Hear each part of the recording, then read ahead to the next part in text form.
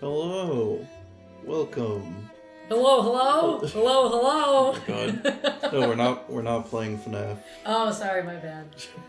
That's not even what my model looks like. I'm not even Freddy. Yeah, you're Coraline. Yeah. Which, I mean, I'm possessing you, so I guess that works. I mean, that's not how that works in Coraline either, I guess, but yeah. But yeah, welcome. I have Grezy with me today. Where? It's you. Oh! And today we are going to be reading a Give Yourself Goosebumps book, The Knight in Screaming Armor by R.L. Stine. And we will find out if this one is good or not. Yeah. I can't remember you, because I know I saw you do this with Tirif. Yeah. And you did this with Rev. Yeah. And I know the one with Tirif was weird. Yeah. Did you tell me whether or not the one with Rev was good or not? I can't remember if you did. Yeah. I mean, they were both fun, but yeah, the one with Rev was definitely more comprehensible.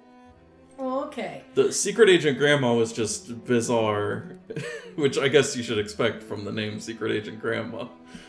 But yeah, like that one was actually somewhat consistent. the TikTok you're dead. TikTok.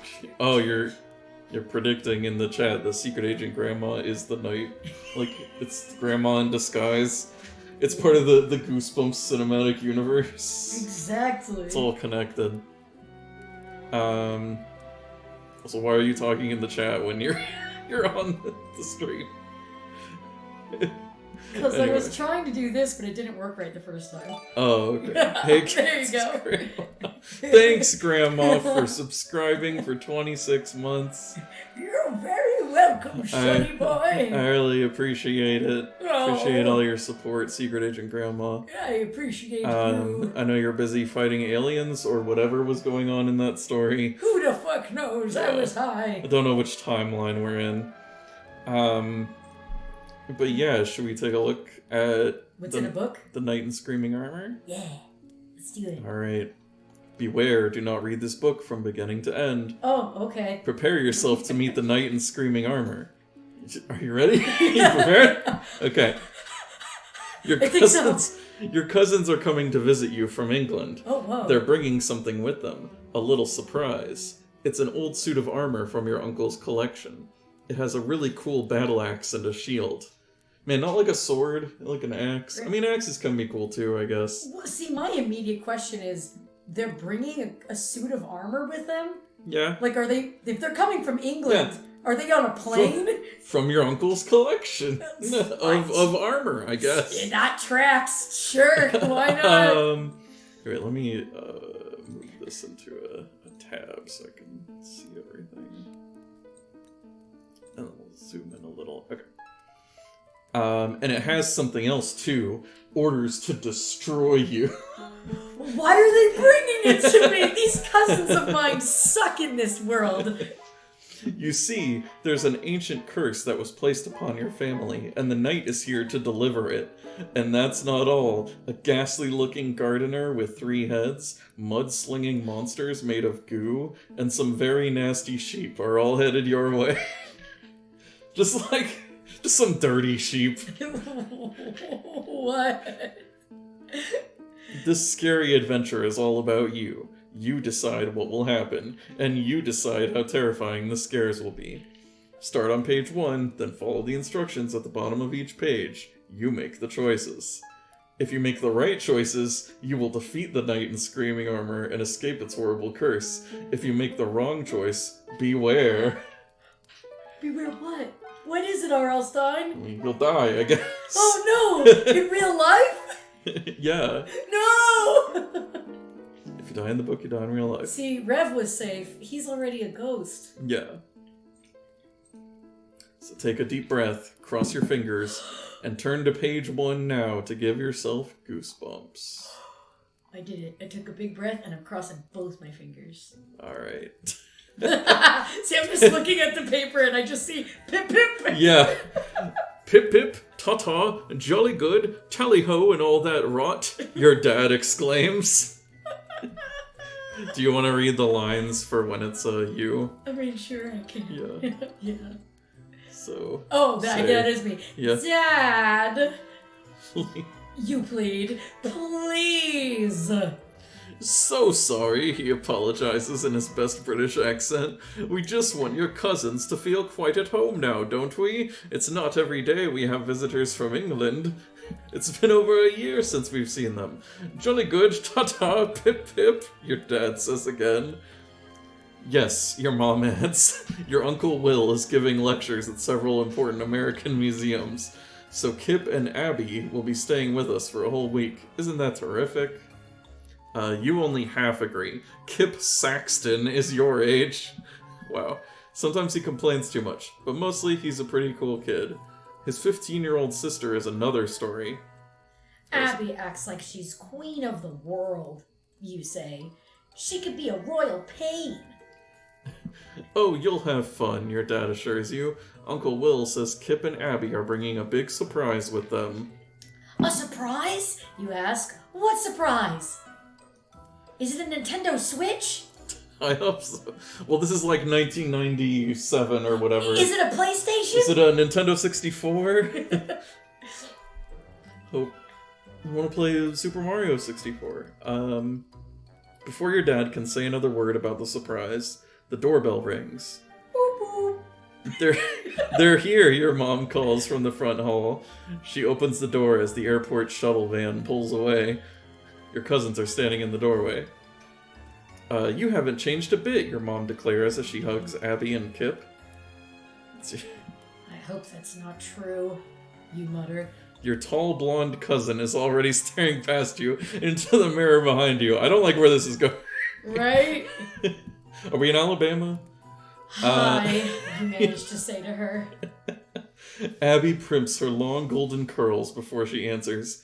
Oh, hi, she says as she pats her hair about 100 times. That's a lot. That is a lot. I feel like Abby just has, like, OCD or something. Still the same old Abby, you have to admit.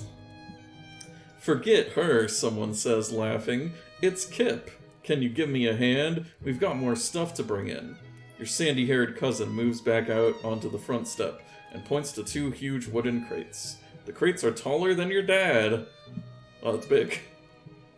What the? You start to say. Artifacts, your dad chimes in. Uncle Will is coming here next week to lecture at the Medieval Museum downtown. I told him we'd store some exhibits here until he arrives, but I never expected anything this big. These crates will have to go in the garage. What's in the crates anyway? You ask Kip. I guess he'll tell you on page 3. 2 suits of armor, Kip says. That's what's in the crates. They're really old, from the 15th century. We call one of them the Evil Knight. Oh, thanks for bringing the Evil Knight. I love it. It's been with the Saxton family forever. The other suit was Sir Edmund Saxton. He's our great... Well, you get the picture. No, I don't. Please explain. Yeah, keep going, please. Yeah. The crates are on wheels. You, Kip, Abby, and your dad pull them down the driveway to the garage behind your house. Why is the garage behind the house? That seems inconvenient. You notice a label on one of the crates. Hey, look at this, you cry. You read the label out loud. Alright, go ahead. Beware this dark and evil night, cursed still from long ago, until a good knight fights for right. This night brings misery and woe. I imagine we're very theatrical. Yeah. That's kinda spooky, you add. No, don't read that out loud, Kip cautions too late. It's an evil curse on the whole Saxton family. Kip, that could have come first. You kind of said that a little too late. Yeah, right. A curse? You don't believe in curses, do you? Sure I do, and so should you if you know what's good for you. Wait, so he wasn't, like, joking? Like... He should have stood in front of that crate. He should have pushed you out of the way. They should just, like... Also, wait, it's just a label on the outside of the crate? Like, Why do you even have it there? Why would you put the evil curse? It's just like, why do we On even it. have that lever? Why do we even have that label? Yeah. Why do we even have the curse poem written on the crate? You should, if you know what's good for you, Kip whispers. I guess you've never heard the tale. Listen to the tale on page 4. Oh, audio. That's nice. That's you. The tale? What tale? Shark Tale. I was thinking that too. The legend of the curse of the knight in screaming armor, Kip answers. Years ago, an evil sorceress got angry at the king's best knight, Sir Edmund Saxton. You know, our ancestor, we just mentioned him on the other page. He killed her favorite dragon or something. Oh no. No! My kin! Anyway, she put a curse on him. The curse of the knight in screaming armor. She made a special suit of armor and sent it to him as a gift. The armor was haunted. It held the spirit of an evil knight. That night, horrible screams and cries were heard from Saxton Castle. In the morning, Sir Edmund and all of his family had been killed. Wow. It's elaborate. See, and here I was thinking initially when I heard about the screaming armor that that he was going to put it on and he would just scream forever. Yeah, I thought it was he that. Would just pass out dead. I was going to say like she sent him the armor as a gift and then he puts it on and gets cursed. But no, I guess it just comes to life and kills everybody. I guess so. I guess. I hope it screams while he does it, you know? Like, it sounds like it, you know? Kip's eyes grow wide as he goes on. All of his family was dead except one son. Yeah, I was gonna say, if he's our ancestor, he would have been... Right, and you know, imagine if this was like on the Goosebumps TV show, you know how it's like Kip's eyes grow wide. I can imagine like the camera zooming in on his face, and his eyes just get real big, and it's just like, whoa, this young child is getting really into this. Except one son. He had been out hunting. Anyway, he kept the armor. He was too scared to throw it away. What? And so you just kept it for generations. The four of you arrive at the garage, and your dad reaches down to open the door. This is that armor. Family legend has it that one day it will wake up again, thirsty for Saxton blood. Then it will destroy all that is good. Unless a brave and noble Saxton can defeat it. It has to be a member of the Saxton family. Ha! I'm laugh. related to you, so I'm a Saxton. What's an evil knight's suit of armor going to do to me? Get your answer on page 96. Can you imagine it's just immediately like you get stabbed? Right? You can just forget that screaming armor story, Abby snaps before Kip gets a chance to answer you. It's totally stupid and it's not even true. But long after everyone has gone to sleep, you lie awake thinking about the crates in your garage. Hours later, you've just dozed off when you are awakened by a chilling scream, and it's coming from the garage. The curse! You guessed. Alright, our first choice. If you try to ignore the scream, turn to page 13. If you investigate the chilling shriek, turn to page 19. Okay, because here's where I'm conflicted. In reality, if I heard a scream, I'm trying to think, what would I really do? If I heard a scream, would I go out there and look, or would I not? And I feel like I'm tempted to go the coward route and not go. Because I feel like I would like to, but I probably wouldn't. Like, I would peek through the blinds and go like, is everyone alright? You know? Or is someone just being stupid? I'm gonna go the coward route first. I'm gonna not go out Ignore there. the scream. Now, in the previous books, I don't know if it'll do it right away, but a lot of times Usually leads to death, right? No, I was gonna say, No? when choosing the coward route, it just, like, insults you and tells you to go back. Come on, Arlstein, shame me! Come on! No, okay, not this time. Oh, he doesn't call me an idiot? That's good. Yeah, you pull the covers up over your head and try to go back to sleep. After all, Abby said the story about the night wasn't true. But Kip said it was, so who you gonna believe? No, you can't sleep. There's another shriek, and another. The screaming grows louder and more chilling, and it's getting closer. That last one seemed to come from just outside your door. Wait, where did, like... Nah. Is anybody else bothered by all this noise? Yeah, where's my dad? Is everybody else just sleeping? Dad, Yeah. get off your ass. Save me. Everybody's really deep sleepers.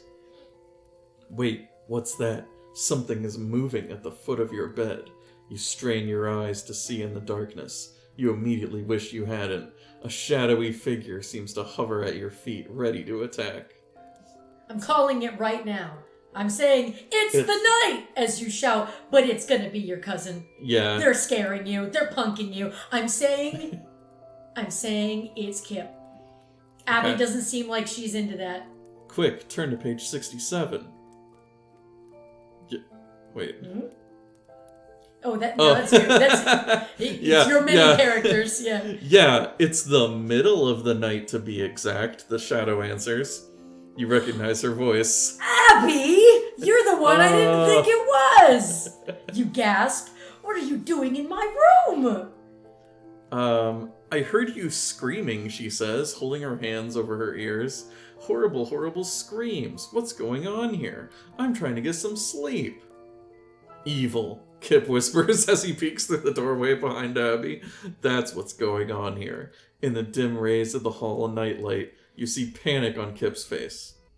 Don't be ridiculous, Abby scolds her brother. The only evil going on here is that I'm losing my beauty sleep. The screaming simply has to stop. Now shut your mouth and go back to bed.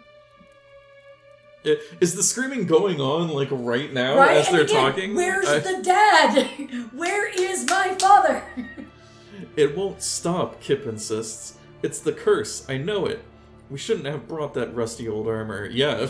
Yeah, you really shouldn't have. Now we've woken the spirit of the evil night. There's no escaping it. Not for the Saxtons. You don't know about this whole curse thing, but one thing you do know, there's no way you can go back to sleep and pretend you don't hear the screams. The knight in screaming armor cannot and will not be ignored. Especially since it's probably loud-ass screaming. I'm just imagining... Just yeah, over and over again. This is the Wilhelm scream. Yeah. It just sounds like somebody's constantly falling. What if it was the Goofy scream? Woo! Can you imagine? I think Goofy is in the armor. That's great. And then it's a Kingdom Hearts crossover. Oh, fuck. That's the scary thought, really. Page 19. It's gonna get really complicated. Scream! Another shriek fills the night. What was that again, Ergo? Scream! Kip and Abby are as wide awake as you are. The piercing screams draw the three of you together at your bedside. You grab each of your cousins by the hand. We have to go out to the... Oh, that's you. We have to go to the garage and investigate, you declare. We have to find out what's going out there. Another scream pierces the air. Scream! Abby forgets how much cooler than you she is for a moment and clutches one of your arms. Kip grabs your other one. You grab a flashlight from your desk and make your way out into the night. You pull your cousins along behind you. Eventually, you come to the garage door. You pause a moment and listen to the screams. Well, here goes, you say. You reach down, grab the handle, and lift it open. Turn to page 113. Man, there's not a lot of choices in this Choose Your Own Adventure. Yeah, we'll see. The garage door swings up and out of your way. Dark was never as dark as this. Monsters seem to lurk in every corner. Familiar forms look strange. The beam of your flashlight cuts past the frightful shadowy figures to the two crates. They stand like tombstones in the middle of the garage, except that one of them is vibrating, shaking back and forth. The light reflects off a label on one of the crates, the one with the curse on it. Then you notice another handwritten label near the top of each crate. One says Evil Night, the other reads Good Night. Oh, good night. Good night, night. Sorry. Oh, that's you. Which one should we open? You say nervous. Oh, which one should we open? The good or the evil night? Are you serious? Which one should we open? You say nervously. Neither, Kip replies. He seems terrified. Oh, there's Breath of the Wild music playing right now. Oh, sweet. It's the, like, Lost Woods, like, so. Ooh, spoopy. Just need some Koroks going, like, tee whenever you, like, get lost. Neither, Kip replies. He seems terrified. Maybe a little too terrified. You're not sure you buy all this curse stuff. I mean, you can see the thing moving. What if your dad is hiding in that crate? Yeah, it could still be a prank. Could. Maybe it's all a big trick. Kip and Abby could have gotten someone to shout and shake the crate around. Who's really in that evil night crate anyway? You wonder. Then again, those screams do sound pretty spooky. Again, get the parents? Yeah, where is my parents? Or I forget, did the parents leave? I don't think so. I don't think we're alone.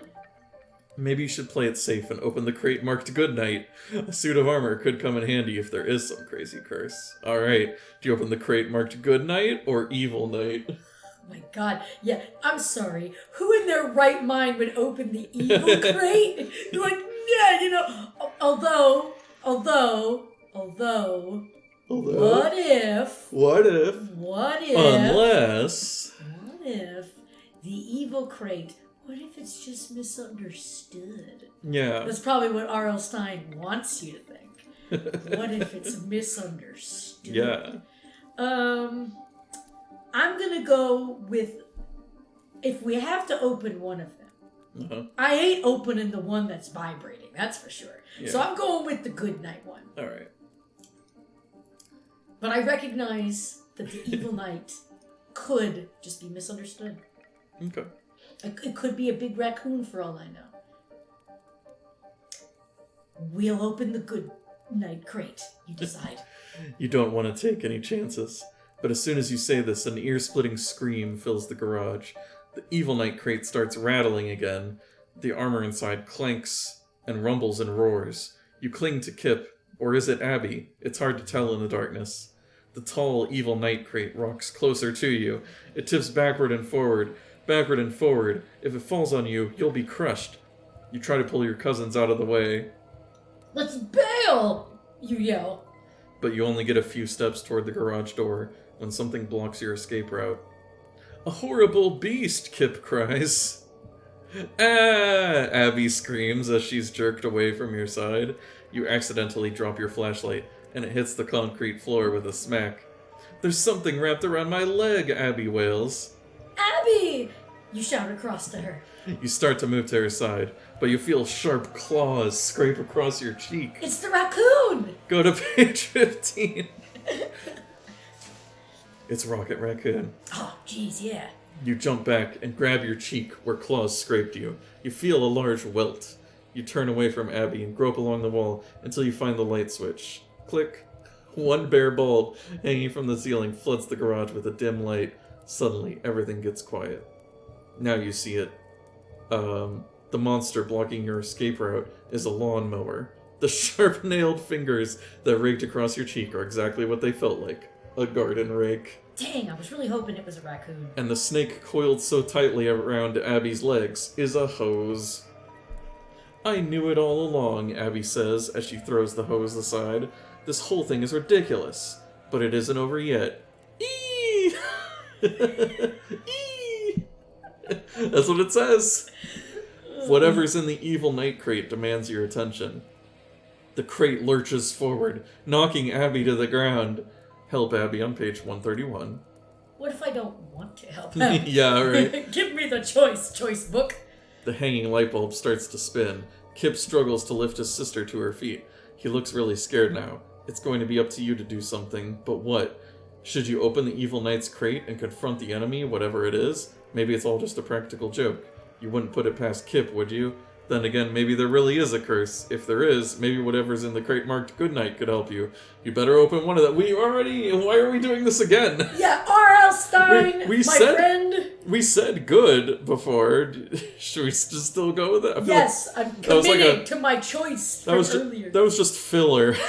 Yeah. That was just a filler episode. You're really just experimenting with his, Naruto or One Piece arc. Yeah. You're putting some filler in there. Oh, this is you. Oh, we have to free the Good Night. You yell over the screams and the heavy clanking. Maybe it can help us fight the curse. But, Kip sputters fearfully. Just open the thing, Abby snaps, and get it over with. Your fingers fly over the buckled leather straps that hold the crate closed. I've got this strap at the bottom, Kip says, moving in next to you. Abby just watches you work. You and Kip work together to pry open one side of the crate. The clanking is louder than ever as the crate door slams to the floor. You pick up your flashlight and shine it inside. Abby is the first to gasp. Turn to page 50. There's a raccoon in there! You peer into the open crate. There's a flash of light. And then... There's nothing in this crate. Not even a raccoon, you Yeah. exclaim. I thought you said there was armor in here. There was, Abby huffs, acting cool again, but now it's gone, okay? That's impossible, Kip argues. This crate weighed a ton when we moved it in here. Abby glances back at the empty crate. Someone must have taken the armor, that's all. For crying out loud. Oops, wrong thing to say. Yeah, ha ha ha! It is a Korok. Yeah, ha ha! Yeah. The bone... It's just a Korok in the armor. Jeez. The bone-chilling scream of the evil knight turns to hideous, wicked laughter. It's the... I don't know who's... it's the curse. The evil knight killed Sir Edmund Saxton, and now he's taken his armor. And I was... What's next? You say in disbelief. Or who? Then you see something. There, resting on the floor of the crate. A jagged piece of parchment paper. Do you pick it up? This cursed thing is seeming less and less silly by the second. Do you pick the paper up and see what it says, or do you decide this whole business is too weird and it's time to close the crate back up again and call the police? Honestly speaking, you should have just called the police from the get-go. See, I remember when you did this with Tirith before, I think there was an option that was like, call the police.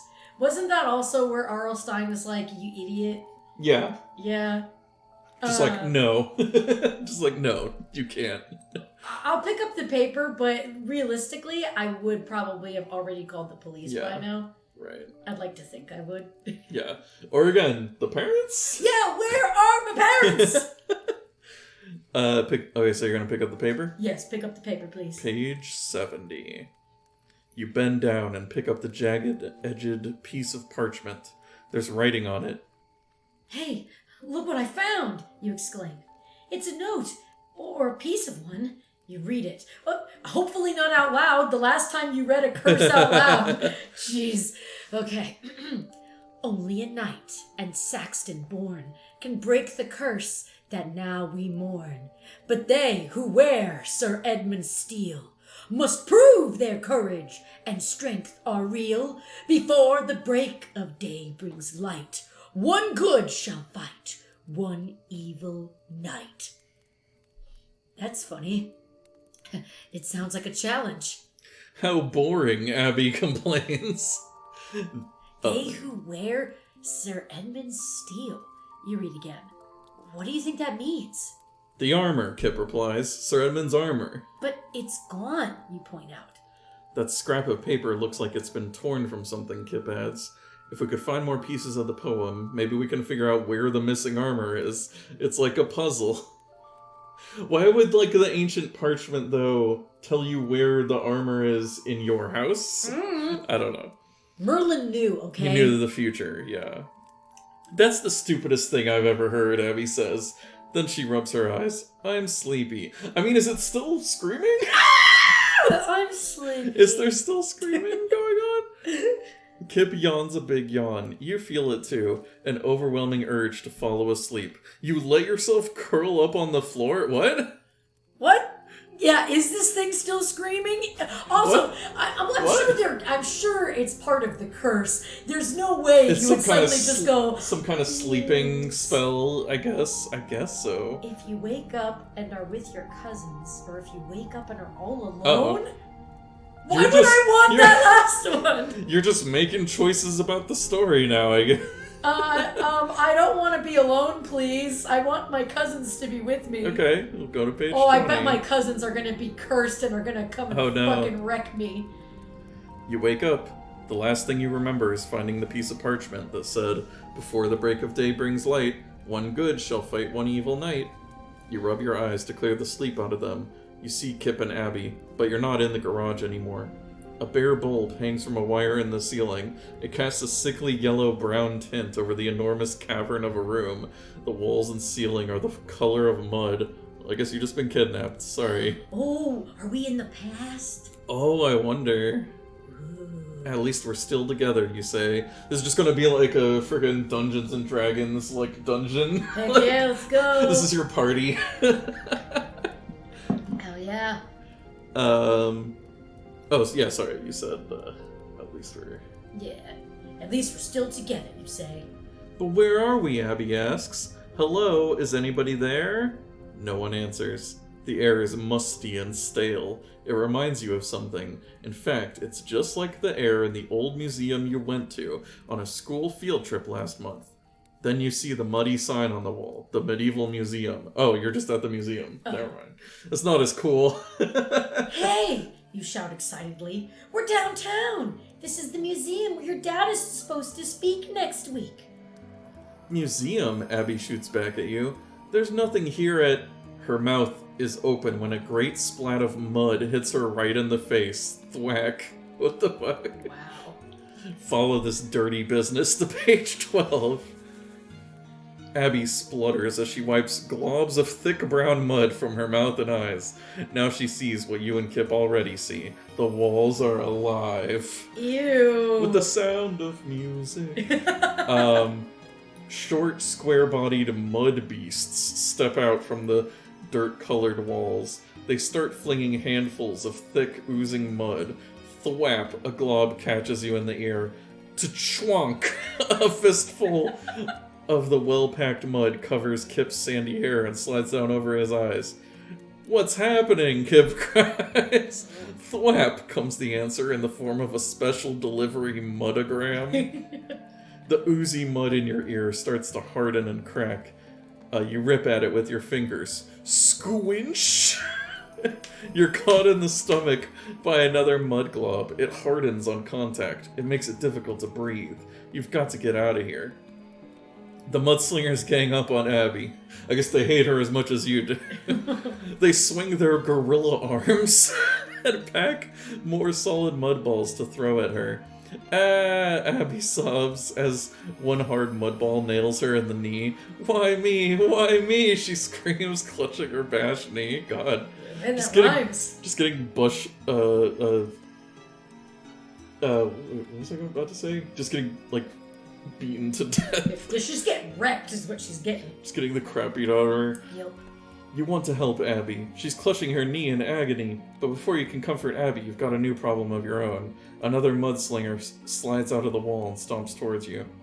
The broad, blubber-lipped creature is so close to you you can smell his oozy stench. You cough and sputter. Disgusting streams of muddy liquid ooze from his yellow eyes and flaring nostrils. Right behind him is another mudslinger, and another, and another. Let's see. If you feel hopelessly walled in by the mound of menacing mudslingers, or if you pull yourself out of this mud mess. Oh, do you want to just die? What? Yeah, these choices are weird.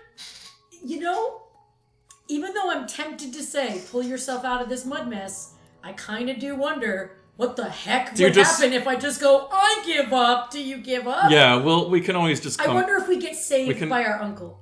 Yeah, we'll see. We can always just go back. Oh, okay. It's not an immediate game over, so let's see, I guess. Alright. Splat, thwat, swack. The mudslingers throw their mud faster than you can wipe it away. Abby gives up.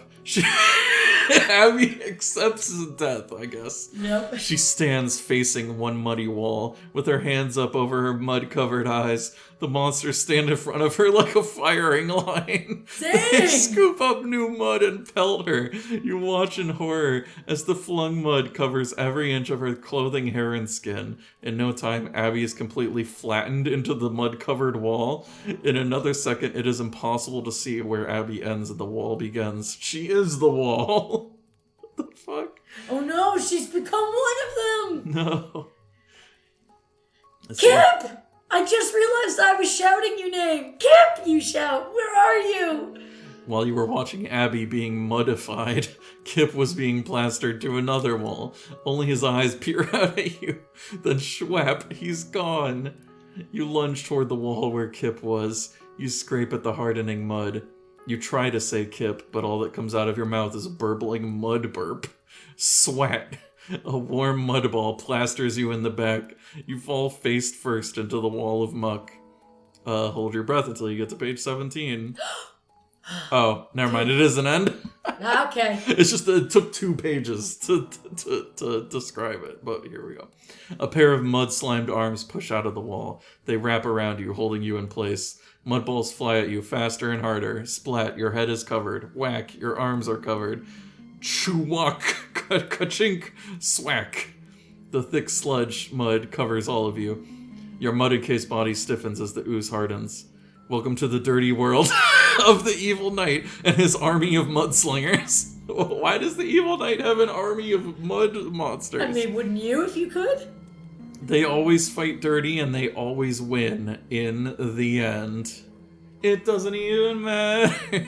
I tried so hard and got hit by a lot of mud balls in my eyes. I guess, do you want to not die? Yeah, sure, I guess. Let's go for that one, too. Let's try not dying. Let's try not giving up. Let me drink a little. Me too. I'm gonna have some too. Or not do. This is actually the not name brand. Oh, yeah. This is the Splash. Yeah. There's no way you're going to just stand here and be muddified by a tribe of mudslinging mud monsters. How many times? I feel like the word mud has no meaning anymore. Right? Come on, you shout. You duck a far-flung mud pie aimed right for your face. We're getting out of here! Which way is out? Abby cries. She throws her hands up and blocks a blob of ooze. As she blocks the blob, you notice the light from the bear bulb swinging right through the mudslinger? What? I guess. The light from the bear bulb swinging right through. Okay. Suddenly an idea clicks in your mind. I've got a hunch. This is just one big dirty trick being played on us by the Evil Knight, you guess. These mudslingers aren't real. They've been planted in our minds by the power of the night. The light shines right through them. Watch! Also, hi Jacob. Thanks for dropping by. Yo, yo! You reach for the biggest, muddiest mass of glop and grab it by the neck. Your hands sink down into his shoulders. Still, you manage to lift the barrel-bodied beast up over your head. Ooh, I'm so strong. Do you hold it up to the light, or do you throw it down to the ground? Ooh. Do you just do a body slam? I'm gonna do a Lion King. I'm gonna hold it up to the light. Yeah. Surrender! Let's do it. Your hunch is right. When you hold the muddy glop up to the light, it disappears. You grab another mudslinger, hold it up, look right through it, and it too is gone. Now Kip and Abby are snagging mudmen too. One by one, the grubby gremlins are grabbed. And there's a lot of alliteration going on. Right? The grubby gremlins are grabbed and held up to the light. Soon the whole muddy mass of them disappears and the walls turn white. You and your cousins fall in a heap on the floor. Whew! Kip tries to catch his breath. Was that close or what? And totally disgusting, Abby adds. I appreciate a good mud facial as much as the next girl, but that was ridiculous. It was a pretty dirty trick. You actually agree with Queen Abby for a change. But now what? We still haven't found that missing armor. Do we just walk on out of here and go home? You said it, cousin. Abby's not too worried about any missing suits of armor. I don't know, Kip says. Dad is going to go berserk when he finds out we lost the Sir Edmund suit. I mean, hey, if it's at the museum, that's where it's supposed to be anyway, right? Right? He'll be here next week. If we don't find it, I don't want to be the one to open the door for him. Kip, I feel like there's bigger issues here. Yeah, I feel like if your father would be more upset over a lost suit of armor than you being dead, right? You know, that says a lot about your dad. Speaking of doors, Abby interrupts. Look over there. There's a whole wall of doors. One of them has to be the way out of this stuffy room. Turn to page 60.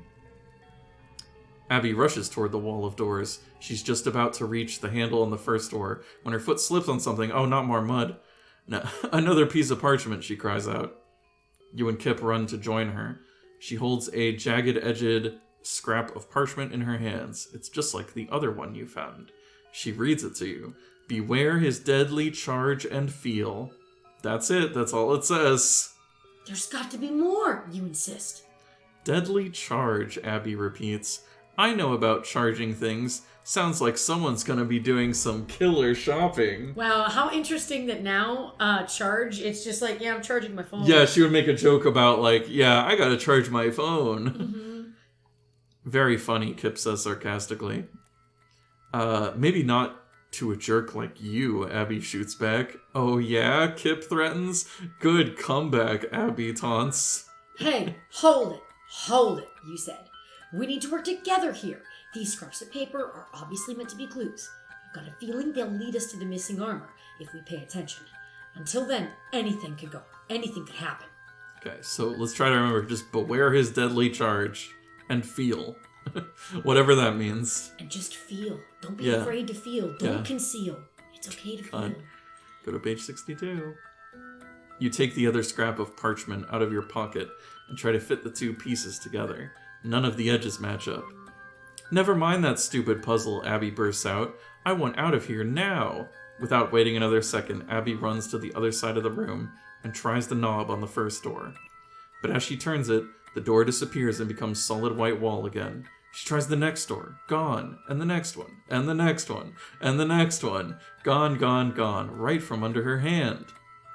If the doors keep disappearing, we'll be stuck in here forever, Kip says in a panic. We have to get out, you shout. And fast!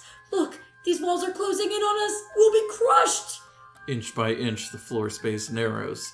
The walls are grinding in on your little group. Try another door, Abby, Kip screams as the wall behind him pushes against his back. The room is shrinking. We'll be squashed like bugs. Evil laughter booms throughout the shrinking room. Ho ho ho. Ho ho ho. Santa? He's here, Abby shrieks. The knight in screaming armor. He's here. Squeeze through to page 89. You can't see the evil knight, but you know he's here somewhere.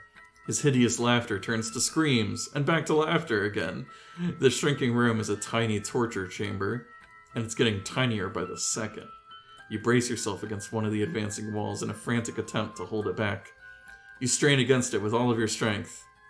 Ah! Oh god. You yell. As your muscles begin to burn and ache. Try another door, Abby! You gasp out. Quick! But Abby is paralyzed with fear. She doesn't move a muscle. Come on, Abby! Move it, girl! Move it! Abby, I feel like you're not contributing enough to this party. Yeah. Your ear is pushed up against the crushing wall. There is a terrible grinding sound behind it. Your feet start to skid and slip. The door, Kip! The door! You scream. But there are 2 doors left, Kip cries. Which door should I open? The right one! You yell back. Open the right one! Hang on. What are these choices? Yeah, if the right one is right, And oh my god, what if the door on the left one is the right? What? What? R.L. Stein, what are you doing? Why wouldn't the choice be that you tell him to pick the left one or the right one? Right, that's what I was thinking it was gonna be. I don't know. For some, R.L. Stein got like really experimental with this one, I guess, because all these choices are like meta. Yeah. Like the thing about do you wake up with people around you? It's like, I don't know. It's weird. See, because also like it could have easily been. Does Kip open the one you tell him to open, or does he go rogue? You know, like. I mean, I guess. Do you want to pick the obvious correct one? What is the difference? Yeah. If you open the door on the right, it's the right one. If the door on the left is the right one, turn. I guess. Do you want to try the other one and just turn back, just to see what happens? I mean. You're assuming that that's wrong. What if the right one is wrong? How do we fucking know the right one is right? I will say I am curious about this left door. What? You know what I'm just realizing? I think maybe this is supposed to be it's supposed to be a joke. Like you told him pick the right one. Like as in pick the correct one. I think that's the joke, and then now it's saying, is it right or left is the correct one. I guess. I don't know. I think that's... Still weird, though. Yeah, it's... Still weird R.L. Stein. We're sorry, we're not reading at like a 5th grade level or whatever. Yeah, We're not my understanding bad. these puns. Now everybody's got to know I can't read at a 5th grade level now. You know what? You did get me curious about the left door. Let's go. If the left is the right. Let's try it. It just sounds funny. Kip decides the right door is the left one. God, it's ridiculous. He reaches for the handle on the left. When his hand is only inches from it, sparks fly off the handle. Kip jumps back. Whoa, it's electrically charged, he cries. Charge! Feel the charge, Kip! Oh, is Beware his deadly charge? Okay, hold on. You stop holding the walls apart long enough to reach for the door handle. More sparks shoot into the air. A rapid-fire zapping noise crackles around you. It sounds like the bug zapper on the roof of the Dairy Queen on a muggy summer night. What? If you were looking for a sign to go visit your local Dairy Queen... Sponsored by Dairy Queen. There you go. What a specific... The bug zapper on the roof of the Dairy Queen? Tira agrees. Right? That is so specific, Tira. I Not also just like agree. the bug zapper on your porch or something. Like, I mean, hey, maybe R.L. Stein was writing this while he too was in a Dairy Queen. Maybe this is something from R.L. Stein's memory. He's just like, I really like Dairy Queen. I'm gonna shout about my next book. Like when he was a kid, he went to a Dairy Queen that had a bug zapper. Stuck in his mind all this time, right? Alright. This man had a life-changing experience that involved Dairy Queen. Yeah. I'm trying to remember, was Dairy Queen mentioned in one of the other books? I don't know. I don't think it was mentioned with Tira. There was another brand name that got mentioned, but I don't remember. Some brand name got mentioned. Anyway. All this free sponsorship, yeah. R.L. Stein's giving okay, sounds like the bug zapper on the Dairy Queen. You try the door one more time. Zap. Sorry, I keep like having to burp. A charge of electrical current sputters and sparks, first around Abby, then around you, and finally around Kip. Why is it like Abby didn't even... Whatever. I don't know. Don't worry. I don't understand what's happening. The three of you light up like electric lawn ornaments at Christmas time. Abby's long blonde hair stands straight up. Sparks fly from each individual strand. She's a human firecracker, and so are you and Kip. You try to turn back and escape the shock treatment, but you have no choices here. Go to page 24. Literally, you have no choices. The electrical charge fuses you, Kip, and Abby together. You can't pull yourselves apart. With the room now the size of a walk-in closet and getting smaller by the second, you can barely move. Each movement causes a shower of new sparks to rain down over your heads. You can't even stretch your arms up enough to shelter yourselves from the biting, burning sparks. All you can do is wait. You hope the sparks and the deadly charge surging through. Yeah, the deadly charge. Oh, I don't know.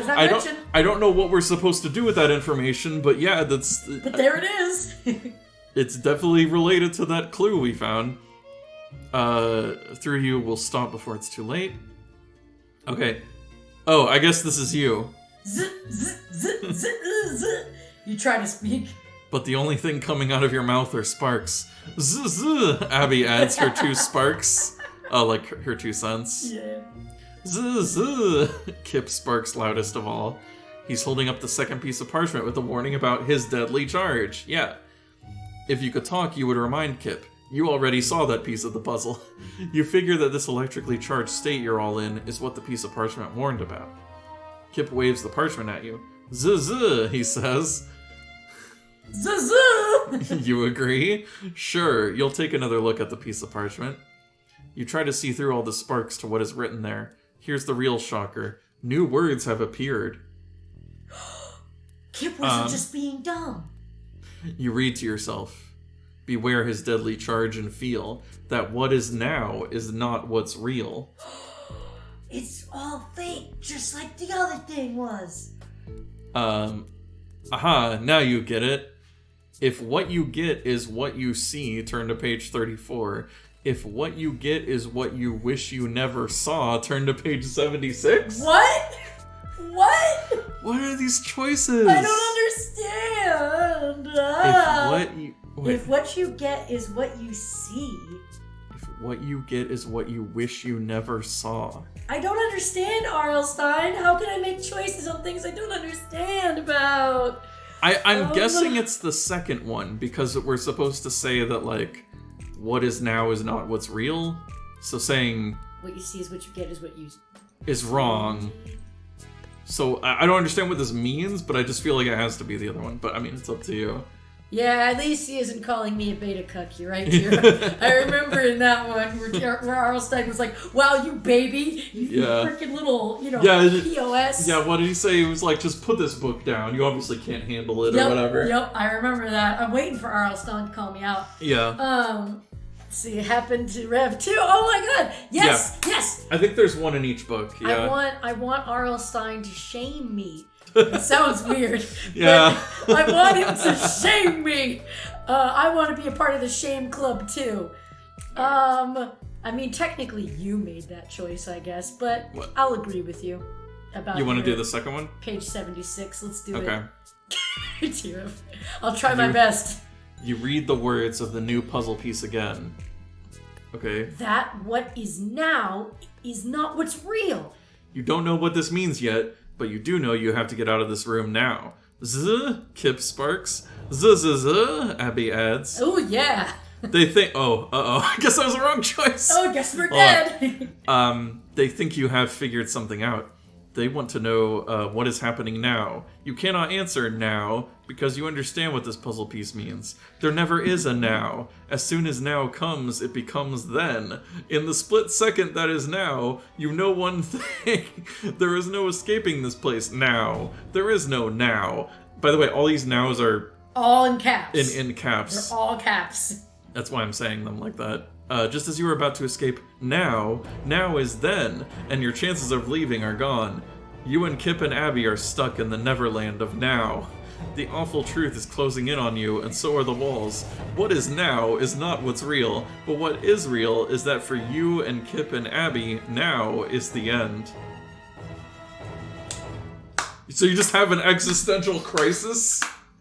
You just have an existential crisis about time. Well, it may not have been the cuck ending, Tira, but that was Do you I guess we're doing the other choice. I was gonna say, do you want to? Yeah, did you want to do that, or do you want to go back further and try different paths? Let's do this one. Try and get to the end of this path. Yeah. Okay. Oh, the music's kicked up. Yeah. That's right, we're a fused monster. Oh yeah, we just got crushed with our cousins. Yes, now you get it. It's starting to make sense. You know you have to act now, or you'll either be fried or crushed by the walls. The electrical charge flowing through you is so strong you're lit up like a light bulb, or like an X-ray. You stare down at your hands. You can see your bones. It's Halloween! You realize you're really high. Whoa, my hands! They have bones in them! Have you ever thought about your bones? How they're all in your hands! You dare to glance at Kip and Abby. You scream in horror when you see them. They are electrified skeletons. Oh no, we're cartoon characters. But wait, if we're cartoon characters, that means we're invincible. Sweet! With sparks zapping and zitting every second, you pull the other piece of parchment back out of your pocket. These are the clues, you think. There has to be a way to escape. Before the break of day brings light, one good shall fight one evil knight. Beware his deadly charge and feel that what is now is not what's real. That what is now is not what's real. You think harder. That what is now is not what's real. The words scream in your head. You force yourself to know that what is happening now is not real. And I'm sure that means we're going to gaslight ourselves into believing everything is fine. And that's what's going to work. God. Also, this feels like it's just a repeat, because with the mud monsters, it was the same thing. It's not real. They just weren't real. So it's the same solution to everything. Force yourself to page 57. That what is now is not what's real, you repeat in your head. Louder, harder, concentrate. That what is now is not what's real. Then a miracle happens. Jesus appears. We have such a good resolve. Let me tell you right here. Yeah. Such a strong and mighty resolve. Yeah. Good on us. The shrinking room starts getting bigger again. Slowly it returns to normal size. The lightning bolt outlines around each cousin fade to a dim glow and then disappear. Oh, it's you? Hold on a second. Let me take just care of that. yeah, you're good. I saw that and was going to do it for you. No thanks. Ben! Alright. It's the Ben Hammer! Alright. Okay. Wow, we summoned a bot. Yeah! That's not what's real. You're not Okay. real, bot. There we are. Just like the mudslingers you declare. Another trick of our imaginations. This evil knight likes to play mind games. I'm afraid. I'm afraid. I'm afraid. You're afraid, Abby sputters. She tries to smooth down her flyaway hair. I'm terrified. I may never get my hair to curl after this. Wah, wah. Girls, am I right? Wow, yeah, this is what every girl would say. Girls do be hairstyling. As if in response to Abby's complaint, the only remaining door swings open by itself. Ooh. Out comes a voice that makes the blood curdle in your veins. It's the voice of the evil knight, and he's whispering your name. Grezy. Oh, fuck. Grezy. No! You must answer. Go to page 31. He's calling your name, Abby warns you. He's after you. Abby, calls the deep and dangerous sounding voice of the evil knight. Kip! I feel like it's not possible to say Kip in like an evil... Hang on. Kip! There you go, thank you. I don't know, that just sounded stupid to me. No, that was good. No, thank you. The voice booms again from somewhere in the next room. He calls your name again. Grezy! Come forward, the evil knight commands. Suddenly you feel a tremendous sense of curiosity. What could this evil knight possibly have in mind for you? You feel your feet take a step forward. Don't do it! Don't go through that door, Abby begs you. Come forward, the evil knight orders again. If you can't resist his command, turn to page 128. If you take Abby's advice, turn to page 58. Here's the thing. Abby has not been very helpful. Mm-hmm. But also, for someone named the Evil Knight, why would I want to go towards him? Yeah. Why would I? But again, what if this is just, he's misunderstood? Yeah. And he really is just gonna be like, good on you. Also, like, the thing said, like, you have to defeat him anyway, so... You know what?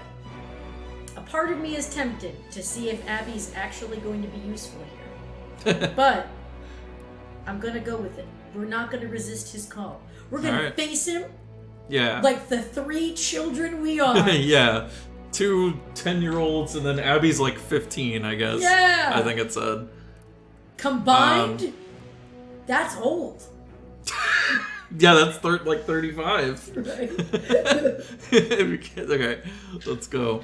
Come forward, the evil knight repeats from the darkness beyond the door. His voice works some evil magic on you. You see black and white spirals spinning before your eyes. Okay, you're getting cartoon hypnotized. You struggle to look away, but you can't. Come forward, he booms. You are hypnotized by his command. No, we're just willingly, like, going to... I don't know about you. I'm not being hypnotized. He's calling my name. I'm just want to see what's up. No, Abby cries. Cover your ears. Don't listen to him. Don't go in there. I command you. Okay. Girl, you're not my mom. Yeah, what? But still your feet shuffle forward. You get a funny feeling as you pass through the doorway. Somehow you know this room isn't on the official map of the Medieval Museum. Oh yeah. The crushing room with the disappearing doors, that is in the museum. No, baby, that wasn't real, remember? Those were hallucinations. Yeah. But still you've got to see what's in there. Stop, Kip yells as you enter the dark room. It could be a torture chamber, or filled with hungry beasts. Come back. Or it could be a room full of puppies. Poor Kip. He could never understand. What an idiot. Never understand how awesome the evil knight is. Follow your feet into the darkness on page 90. You got it. Welcome to my museum! Roars the voice of the evil knight as you enter the mysterious dark room. That's nice of him. My very own medieval museum of nightmares. He bursts into laughter at his own joke. His horrifying laughter mocks you. It seems to come from every direction. You spin around, peering into the darkness for any sign of the night. I guess that's why he's evil, because he just makes puns all the time. Yeah, that's pretty evil. It's you. Hang on. Show your face! Do a face reveal, right now! Ah! An ear-piercing screech. Sorry. Ah! The knight in screaming armor reminds you who's in charge here. Suddenly, you don't feel so curious anymore. A dim light seems to come from somewhere, or maybe it's just that your eyes grow accustomed to the dark. But all around you, vertical lines seem to emerge from the blackness. They're bars, iron bars. They're cages, but they're not your cage, at least not yet. It's a kind of museum exhibit, or maybe a zoo of evil. Evil! You shake with terror when you see what's inside all those cages. See what's in the cages on page 106. You know what? If there already isn't a choose your own SpongeBob adventure, I want one. I just thought of that while We'll have saying to find evil. out. Yeah. You gasp. All around you, cages hold hideous mutant faces and monstrous shapes. Something about them looks strangely familiar, too. Then you realize the evil knight has gathered together all of the most terrifying creatures from your own worst nightmares. Oh no. To the right, there behind those bars, looms a hulking purple mound of slime. It has two enormous watery yellow eyes, and it's sweating snails. They pop out of its skin and crawl towards you. Oh, gross! Just to your left is the dark and silent outline of an executioner with a broad flat axe. Without thinking, you grab your neck. Your eyes grow wider. There are vampire bats, tarantulas, and a howling werewolf with mucus slimed fur. Ew. Next to the werewolf, cages of scraggly-haired, wart-covered old women reach for you through slime-covered bars. I like how it doesn't even say, like... They're witches, yeah. It doesn't say witches, it's just some old ladies. They're just some old uggo ladies, you know? It's like, uh-oh. No. Scaly-skinned dragons breathe fire at your face. Oh, it's your friends. What's up, bruh? When you look in their direction, hissing vipers hang down from the ceiling and brush against your ears. One wriggling snake drops onto your shoulder. Quick, turn to page 10. You get bit by a poisonous snake and die. You squeal in horror and shiver as the snake's clammy body wriggles down your arm and drops to the floor. Then you notice a familiar-looking piece of parchment speared on one of its poisonous fangs. How convenient? You almost can't believe it. You know you have to get that parchment. Carefully, you reach down. Somehow you manage to pluck it off without getting bit. Wow, that's impressive. Yeah, good on me. Just like, excuse me, snake. Just poof. Just take this out of your mouth. It's like when a dog has something in their mouth that they shouldn't have, and you're like, drop it. My dog never dropped it. We always had to get it out of her mouth. Yeah. I guess you just did that to the snake. You just reached in there. Yep. It was just so, like, surprised. Like, Yeah. Hey, look what I found! You shout. And glance around for Kip and Abby, but you're all alone. Well, not quite alone. A chorus of yeah, I mean, you're surrounded by monsters. Yep. This is like a friggin' cabin in the woods, right? Ew. You're just in a place full of monsters. No Monster museum. thanks. A chorus of hideous snarls, moans, and cackles answers you. You try to ignore it and read what's on the parchment, but it's much too dark. You need more light. The lighting is better on page 36. Oh, okay. Guess we'll go there. It's very nice, very handy, R.L. Stein. Thank you. The only light bright enough to read by is the firelight of the dragon's breath. You inch yourself closer to that cage and hold out the jagged-edged piece of parchment. But just as you are ready to start reading... I knew it! God, I read ahead, I knew it! One of the dragons exhales a long ribbon of flame. The fire touches the parchment. It bursts into flame in your hands. You throw the paper to the ground. Just before the scrap turns to ashes, you get one good look at it. You think it said, when evil fights and good defends, the curse of screaming armor ends. That sounds oh, that's you. That sounds familiar, you say. So it's when evil fights and good defends? Okay. Yeah, turn the other cheek! You just gotta block, you gotta do a counter. You gotta do a parry move. Gotta do a good counter. A perfect block. You remember what Kip told you about the curse. The evil knight will destroy all that is good, unless a brave and noble Saxton can defeat it. It has to be a Saxton. Looking around the room, you know one thing for sure. The only good thing around here is you. Wow, rude! A lot of self-confidence. You're doing a lot of assuming here. Just because that dragon is in there, or yeah, the snake, right? Are you saying that the snakes and dragons and weird-looking purple thing oozing snails and just really ratty, gross-looking werewolf guy just don't? How do you know they're not good? Right? What the heck? You also happen to be a Saxton. Can you handle this much evil on your own? If you want to try it alone, turn to page 40. If you need help from your cousins, turn to page 84. Which will it be? See, I don't think my cousins are gonna come help me. I don't know.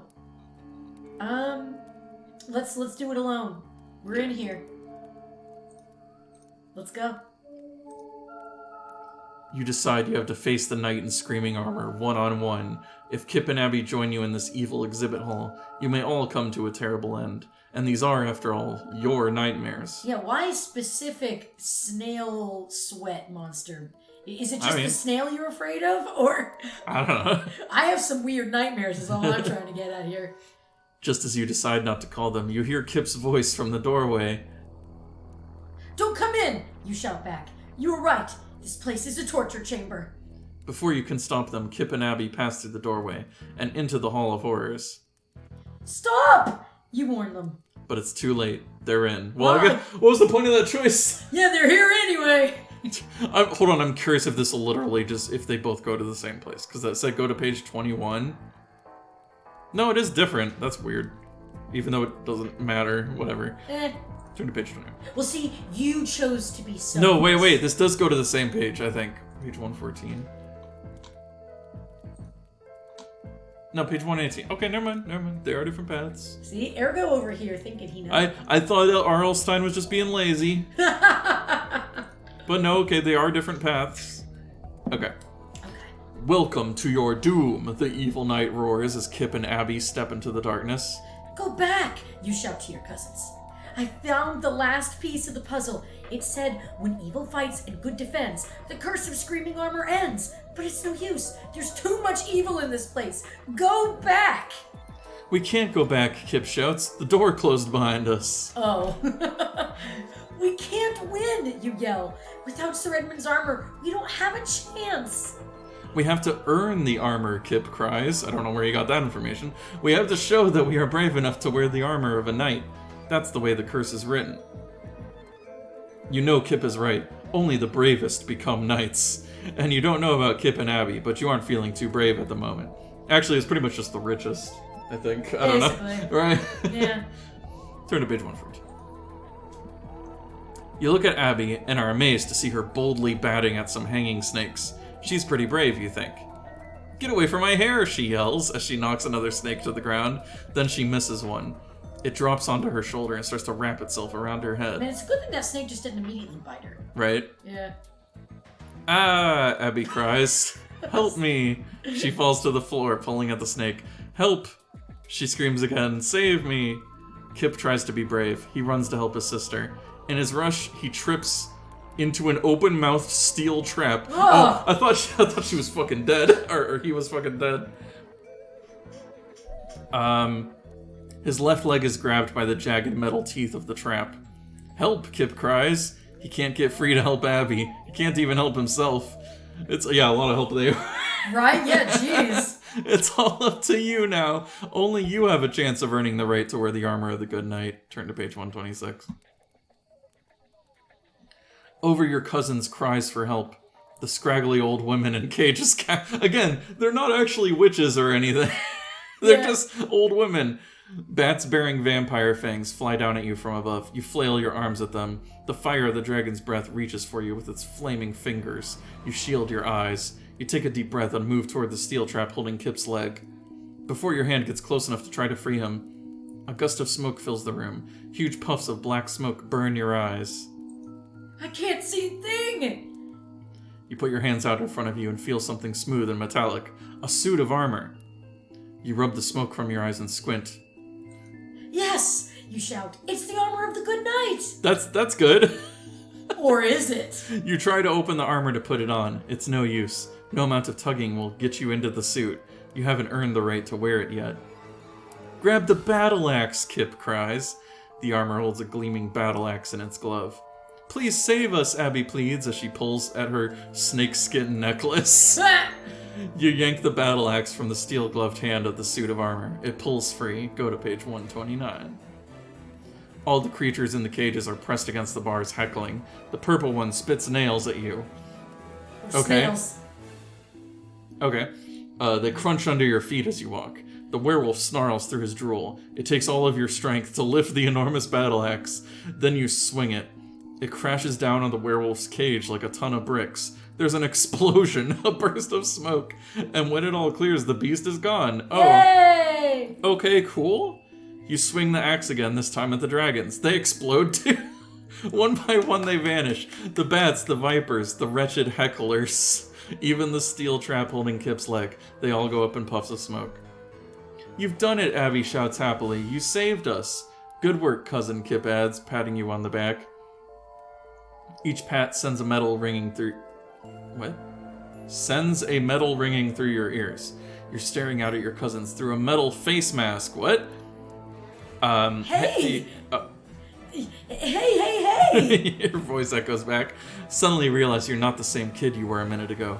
You have confronted all your fears in one. You're a man now. Your bravery has earned you the right to wear the armor, the good knight. But it's not the end. The evil knight is waiting for you on page 80. Man, have we actually managed to go down, like, the path to the good ending? Whoa. You I mean, only I died, guess... like, twice, right? Yeah, I was gonna say, this one does seem more linear than the other books. But then again, maybe there could have been a whole nother path. Yeah. The good knight's armor has armed you with more than a battle axe and shield. It's armed you with courage. And determination. This dungeon doesn't scare you.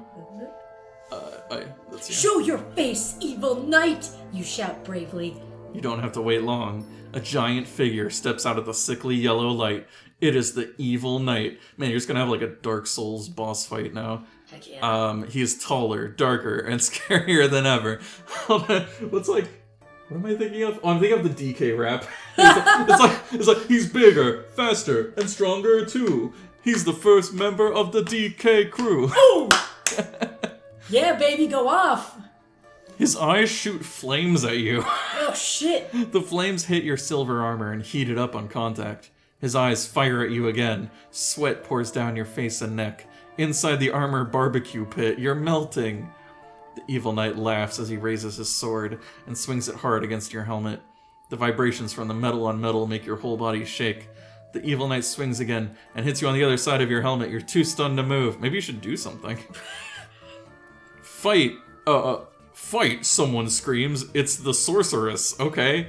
The same one who created the evil knight and watched him defeat Sir Edmund Saxton. She's been waiting centuries for another showdown.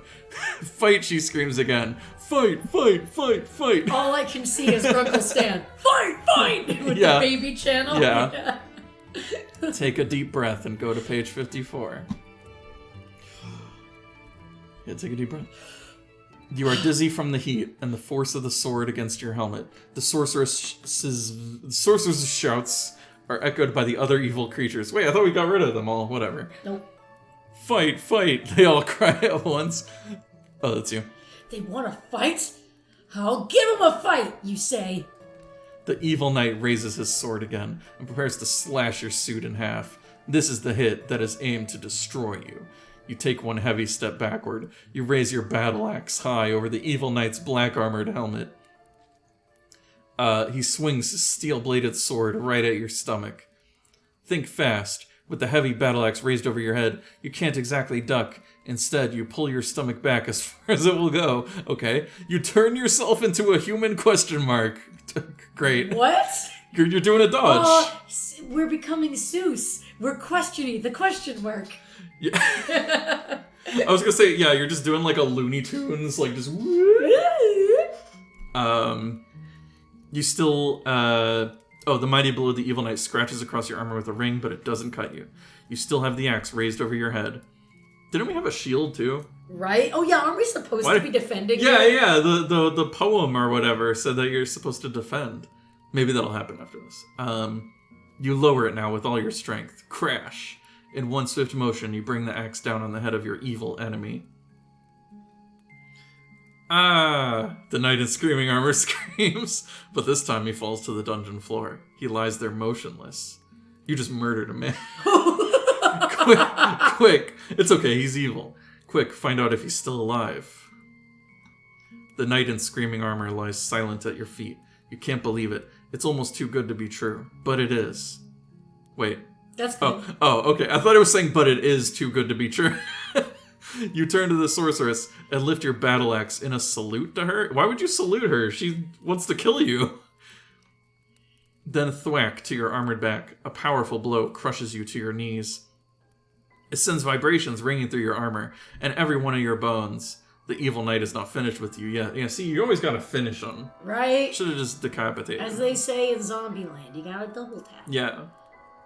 The armor you wear is very heavy, but you manage to lift yourself back to your feet.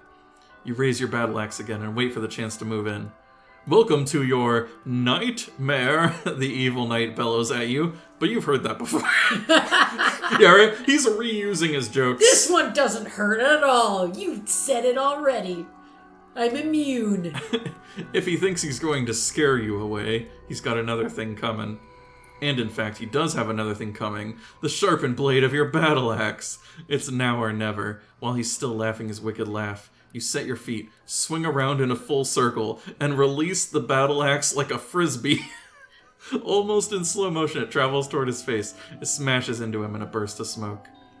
Dang. See through the vapors on page 136. Ah! The evil knight screams again, but this time his screams fade slowly away. Through the smoke, you see the heap of black armor shrivel up and turn into a ball of tin foil on the floor. From the throne in the corner, the sorceress cries out, "No, no! All spells are broken! All spells are broken!" Why does she talk like that? You're watching like a parrot. All spells are broken! Fight, fight! You watch in amazement as her throne disappears. Her sorceress robes turn to rags. Her face grows older and older even as you watch. The evil creatures around you shrivel and vanish. The sorceress is nothing more now than a bent and withered old woman. The iron gate is gone. The darkness in the dungeon starts to lift. Then you hear pounding on the door behind you. Pound, pound, pound. What could it possibly be now? We're in our room. I'm calling Turn to page. Yeah, it was all a dream. Our dad is finally here. No. Kip and Abby burst through the door. Weren't they in the room? I don't know. Wait. Oh, You're it's in all bed. just a dream. You're right. It's all a dream. You predicted it. Okay. What's happening? What's happening in here? Abby shouts. We heard terrible screams, Kip adds. Are you okay? You sit up. That's right. You sit up and push the covers aside. You're in bed. Back at home. At last. It was the knight in screaming armor. We had an awesome battle, and I killed him.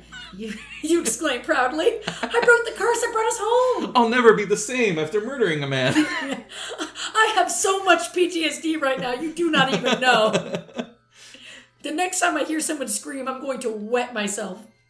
What are you talking about? Kip asks. The knight in screaming what? Oh, you mean that crazy story my grandfather used to tell? How did you know about that? Kip! Abby, you shout. You have to remember, the evil knight was going to destroy all that was good, unless a brave and noble Saxon could defeat it. Remember? We traveled to England and fought the evil knight. Wait, we were at the museum in England? I thought we were at the museum. Yeah, I thought he was coming there to do it. Yeah, what? I don't fucking know. Who knows? Yeah, I don't know. I feel like that's an error. Wow, R.L. Starn. Get it together. Jeez, get it together, R.L. Starn. You traveled to England, Abby says as she flicks her hair. In your dreams. but it wasn't in your... I mean, it was. And you're bleeding profusely. Oh, God. The proof is on your bedroom floor at Abby's feet. A small, crumpled up scrap of metal. You almost didn't notice it, except that it's steaming. Okay? Oh, you're just making a baked potato and like some tinfoil? Yum, yum, yum. Now you know that the story has come to a happy end. You got the good ending! Yay! I guess. I mean, it's kind of disappointing that it was just a dream or whatever. Just a dream.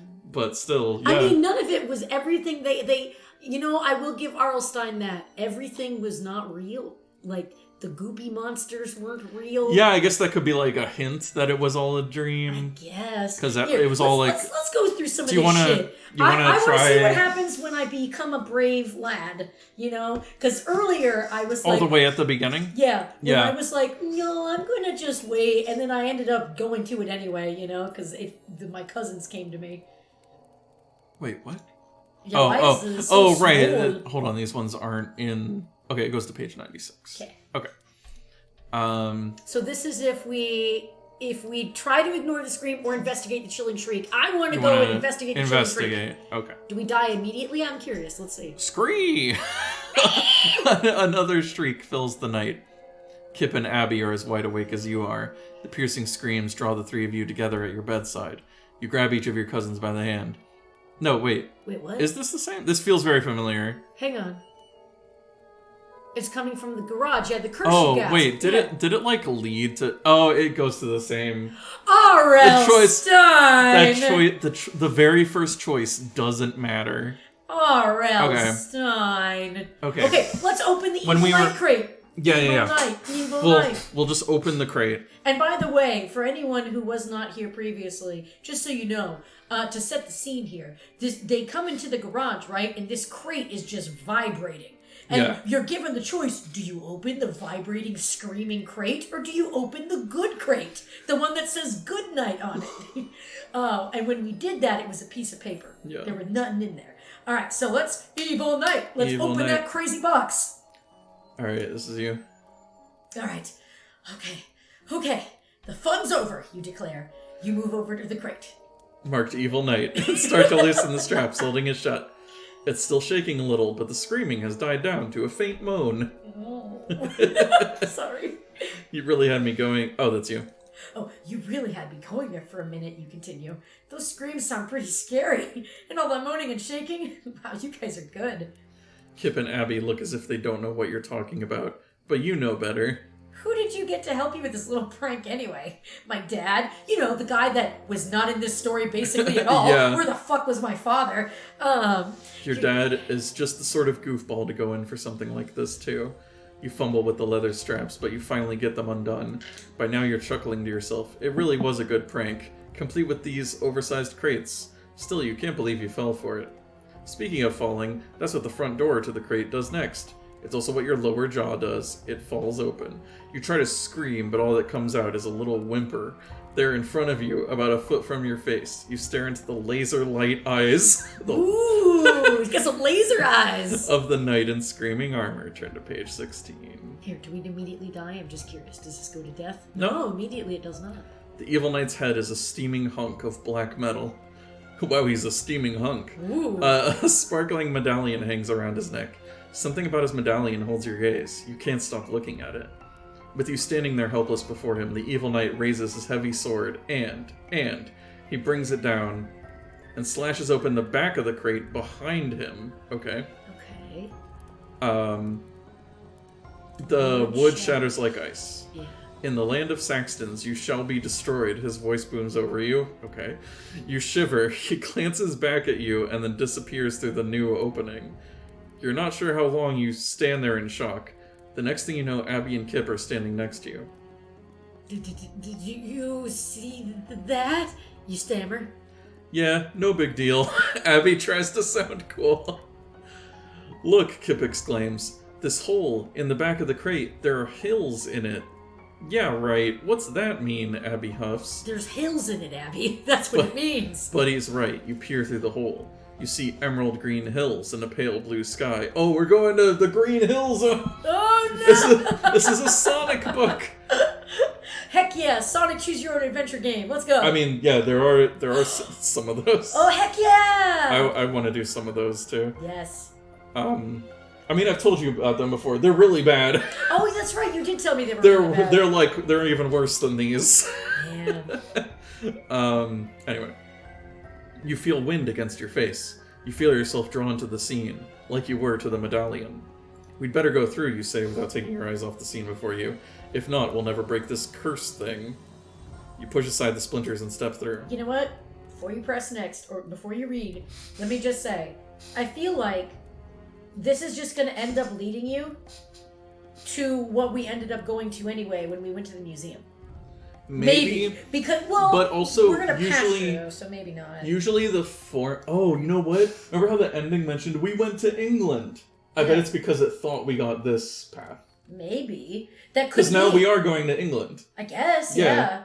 Because I guess the only reason... He didn't bother to write two different endings. Yeah, could be. The reason why I think the way I think, though, is because in the other one, when we pick the good crate, we go, oh, so sleepy, and we fall asleep. We just get teleported, yeah. So that's my guess, is he just went, you're getting there one way or another. Maybe. So that's my tinfoil hat theory for the moment, But usually the structure of these books is that there are two very different paths. Okay. So I think this is probably the other different path. So let's find out. Yeah. Let's see. Kip and Abby follow you through the hole in the back of the crate. When all three of you are through, something slams shut behind you. You turn to look, and the crate has disappeared. All you see around you are hills. Soft green rolling hills. It's so... Oh, that's you. It's so beautiful. It's like a Sonic level. It's a whole new world. You rub your eyes. But it doesn't go away. It's our world, Abby exclaims. We're back in England. Man, I'm glad Abby can just tell by looking at some hills that she's back in England. It's exactly where the evil knight wants us to be, Kip says softly. England, the land of the Saxtons. England. I don't know why. Who cares, Abby says. We're home. Don't look so happy, Kip warns. The evil knight wants to destroy us. We may be home for good. Or should I say, for evil? No, Kip, you shouldn't. That wasn't very good. You gaze around, you stunned. There's no way to explain what just happened to you. Hundreds of sheep are grazing on a nearby hill. That's a lot of sheep. Wow, that's a lot of sheep. Also, Tear of saying, it's my world. Heck off. Tear of slammed. Wow. Okay. One wild-looking ram glances up at you. Your heart jumps. His eyes are glowing! It's Satan! Oh my god, it's a Satan goat! Your pulse starts to race. The horned head of the ram morphs into the armored head of the evil knight! What the heck? He lowers his head and paws the ground. Steam pours through the grill on his helmet. He's going to ram us, you cried. Forget I said that. Run for your lives! God. Wow. Also, remember the note about an evil charge? Mm-hmm. I don't know. I Somehow, like, it could either apply to the electric thing or to this, I guess. It could be. Led by the evil knight, the whole herd of sheep stampedes. Terror grips you as the thundering herd bears down on the three of you. You are about to be trampled. Oh no. The stampede sounds like a sonic boom. Sonic! Sonic boom! Sonic boom! Sonic boom! Okay. You wrap your arms around... I thought I was about to say you wrap your arms around a sheep. Around your head and wait to feel the pain of 100 little hooves pounding you into the grass. So this is how he plans to destroy us, you think. You open... with sheep. You open your mouth to scream, but you can't hear anything over the thundering of sheep feet. Like stamping. Yeah, stamping feet. Imagine the sheep all have human feet. No, that's such a cursed thought. No. Everything else the same, just people feet. I don't like it. Then suddenly, there's nothing but the sound of screaming. Your own screaming. You peek through your arms. The stampeding herd is gone. The hills are gone. All that's left are prickle bushes. You're buried in prickle bushes, and they hurt. What? Ow. Page 132. Ouch, Abby cries. She breaks herself free from the prickly bush. You can't help laughing. Abby's a human pincushion. She has little prickly leaves stuck all over her. Ouch! You and Kip say together as you fall out of the bushes.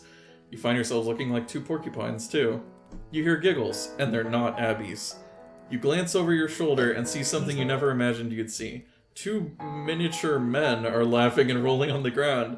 Each man is about the size of a football. Oh, okay. They laugh and smack their knees and point at you. Now, wait. American footballs? Or, like, football? I mean, both balls are still pretty small, right? We're in England.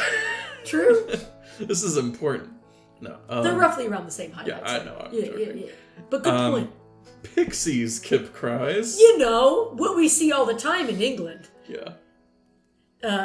No, this way out. Oh, wait, no, What? those are the pixies. Pixies, you say? You've got to be kidding me. The little men disappear for a minute.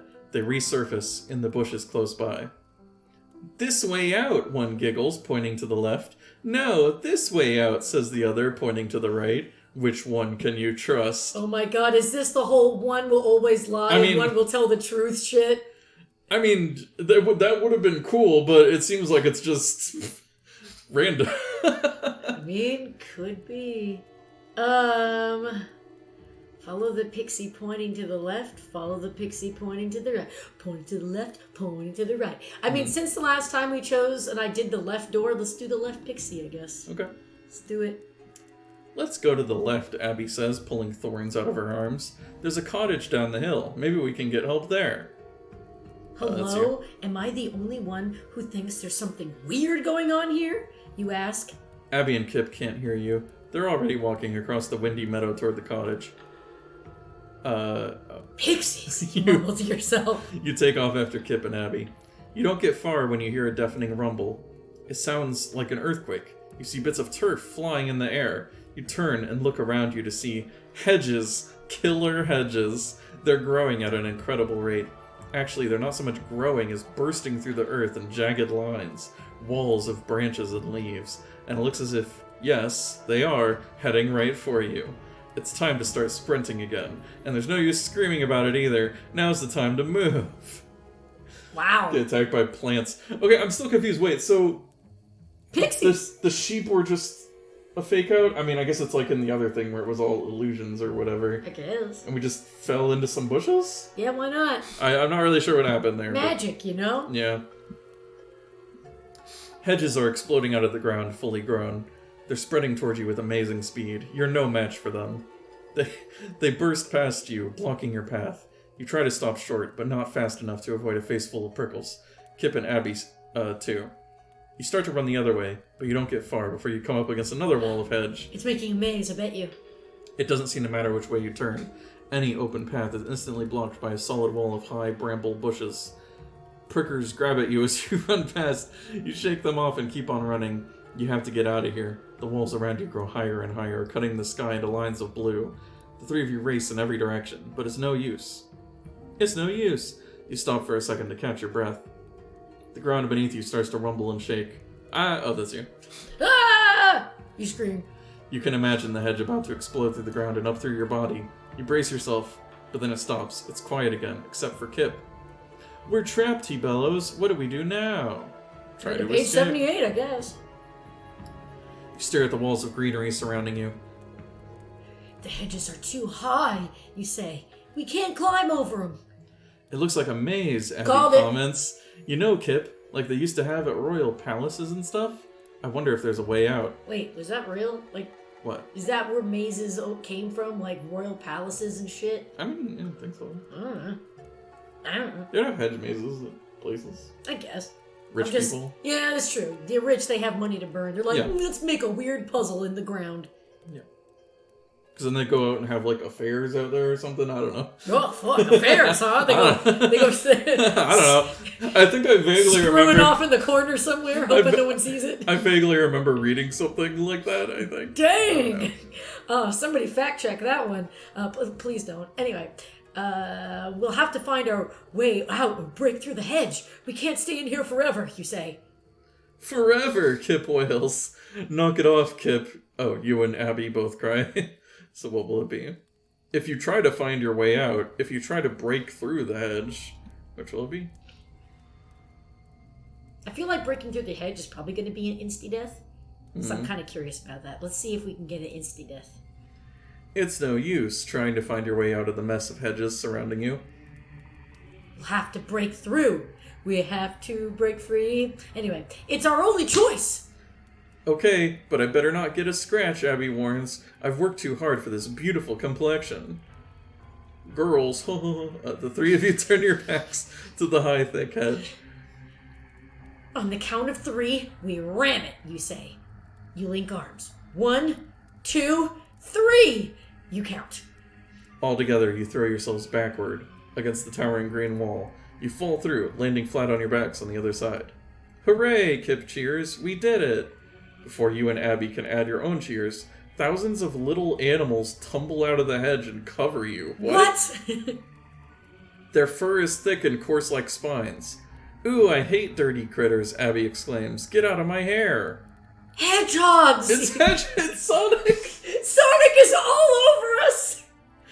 He's everywhere! You cry. They're holding us down. Quick, turn to page 94. There are hedgehogs. The least threatening animal.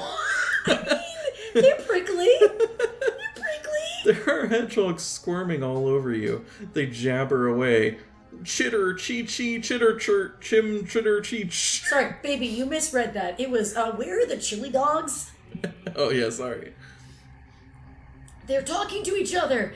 Muttered through a mouthful of hedgehog spines. You're eating a hedgehog? 2 hedgehogs are holding a meeting right on your face. It doesn't feel very good. You manage to sit up. Dozens of the balled-up hedgehogs roll off you, then pounce on you again. Churt, cheat, churn, shit, cheat! The lead hedgehog squeals. 3 hedgehogs nesting in Abby's hair look up. The ones on Kip's shoulders curl into balls and roll down his chest. Spiny fur balls roll out of your sleeves, off your head, out of Abby's hair, and even out from inside your shoes. Wow. You got some big shoes. Right? Churt, cheat, churn, shit, cheat! The biggest hedgehog says again. In a flash, they scurry back into the hedges behind you. What's going on? You feel a blast of wind. It's warm, not cold. Okay, you raise your eyes up to the hills. A dark mist is rolling down over them. Hey, you say, we'd better get out of here. Whatever that mist is, those little animals were scared of it. Where are we going to go? Abby asks. Remember when I thought this was an insta-death? Yeah. I guess it's not. No, you just got, bullied by hedgehogs. Yeah. If you return to the hedges, or if you wait where you are to see what's coming. We just left the hedges. Let's see what's coming. I guess. expected instant death earlier. Let's Yeah, see. why isn't there an option for, leave? It's either go back or don't go anywhere. The hedges are behind you. The green hill zone is in front of you. There's a warm wind in your face, and something is coming over those hills. A dark black mist is rolling toward you. It could just be the weather. Yeah, could just be rain. It's England. Yeah, England's always it's very fucking rainy. It's misty all the time. It's already halfway to where you're standing. I don't like the look of this, Kip says. The warm wind picks up. Shouldn't it be cold if it's mist? Whatever. Dark clouds gather. Dust whips around in whirlpools. Evil is in the air around you. That's why. Look, you remark. Sooner or later, we're going to have to face this evil knight. That's the only way to break the curse, right? Only a Saxton can defeat him. I'd prefer later to sooner, Kip starts to answer back. He never finishes his sentence because he fucking died. No, just gets his head chopped off immediately. No, scree! The scream of the evil knight announces his arrival. Find out what happens next. The evil knight's screams mingle with the whistling blast of hot wind. You can almost feel his evil breath mixed in with the wind. Okay? You know he's so close, the dark mist rushes at you. The force of the gale throws the 3 of you backwards against the hedge, but you don't feel the prickly leaves. You don't land on the ground where you were before. In fact, you don't land at all. We're falling! We're falling! We're falling! Oh, whale! Falling. Sorry, for anyone who hasn't seen Kung Pao, that was a Kung Pao reference. Yeah. If the chair you're sitting on has a cushion, turn to page 48. If it doesn't have a cushion, or you're not sitting on a chair, turn to page 72. Wait, oh, I was just gonna say, was I hallucinating and we were in a chair this whole time? I think it's asking you in real life. Well, no, I'm in a chair you usually would use when you're tailgating at a football game, I guess. So I guess it doesn't have a cushion. See, there were some like this in the one I did with Rev. Yeah. Because it had some that were like, if today is a weekday, go to this page. Are or you something serious? Like that. Really? Or it had like, if today is an odd number day, or stuff like that. Yeah. Sorry. Sir, what are you on, Okay. Stein? Doesn't have a cushion. You've landed in a valley. But the green hills of a moment ago are long gone. In fact, there isn't a blade of grass as far as the eye can see. It's all rocks. Broken up shards and boulders and stones. No, not boulders. And it's dark. A pale moon shines up above. Dang. Abby tries to move and barely balances on a wobbly platform of stone. She shrieks, "This is like an avalanche waiting to happen." Be careful, Kip warns. These flat rocks aren't as steady as they look. Yeah, thanks for the tip, Kip. Tip, Kip. Abby says, I think we noticed. They're right. The rock you're standing on tips and throws you backward to another flat rock below. Whoa! You cry. As your new rocky floor seesaws back and forth. You glance down. There are more jagged rocks waiting to catch you below. Oh, hang on, I gotta say. Tirith, have fun getting ice cream. Yeah. Get some good. A good flavor. Next you look up, and something flashes. High up on the rocky point of this mountain, something silvery shimmers in the moonlight. It seems to be calling to you. What is it? I guess we'll find out. Where are you going? Kip asks, as you carefully step off your rocking rock and onto his. Look, oh, that's you. Look up there, you say. You point to the gleaming object. I have a feeling whatever is there is something we need. I don't know why, but I have to find out what it is. I'm going to go up there and get it. Bet it's the armor. Whoa! Maybe. I'll come with you, Kip volunteers. Stop right there, Abby orders. Don't take another step. You're not leaving me alone. Oh yeah, Abby's afraid of heights, Kip mumbles. I'll go by myself, you declare. You two stay together here. Balancing on all fours, you move up onto the next rock. You feel as if you're climbing on eggshells. One false move and the rock you're on could crumble away. You would tumble all the way to the bottom. You test each rock before you move to it. It's amazing how many of them have jagged edges. Higher and higher you climb. Then you see it. A hand sticking up out of the rocks. Look closer. See, this just makes me think of Princess Bride. You know, when you're climbing up to the top to Inigo Montoya. Oh. Yeah, and he's just all like, you know, isn't that the part where he's all like, I hate to die, you know, or no, that might be later. Anyway, continue. Okay. You peer closer at the hand sticking up out of the rocks. It's only made of stone. That's when you notice that the rock you're sitting on has a face. Oh no! No! R.L. Stein, how could you? The stone face is frozen in an expression of pain. You move to another rock, but as you look around, all of the broken rocks are shaped like people. Broken pieces of people. No! We've been walking on people! Abby! Kip! You cry. But there's no answer. You can't see them from where you are without losing your balance. What if they're turning into stone or something, you think? You call out again, but again, there's no reply. What's going on? Maybe they just can't hear you from down below. But maybe you should climb back down and check on them just to be safe.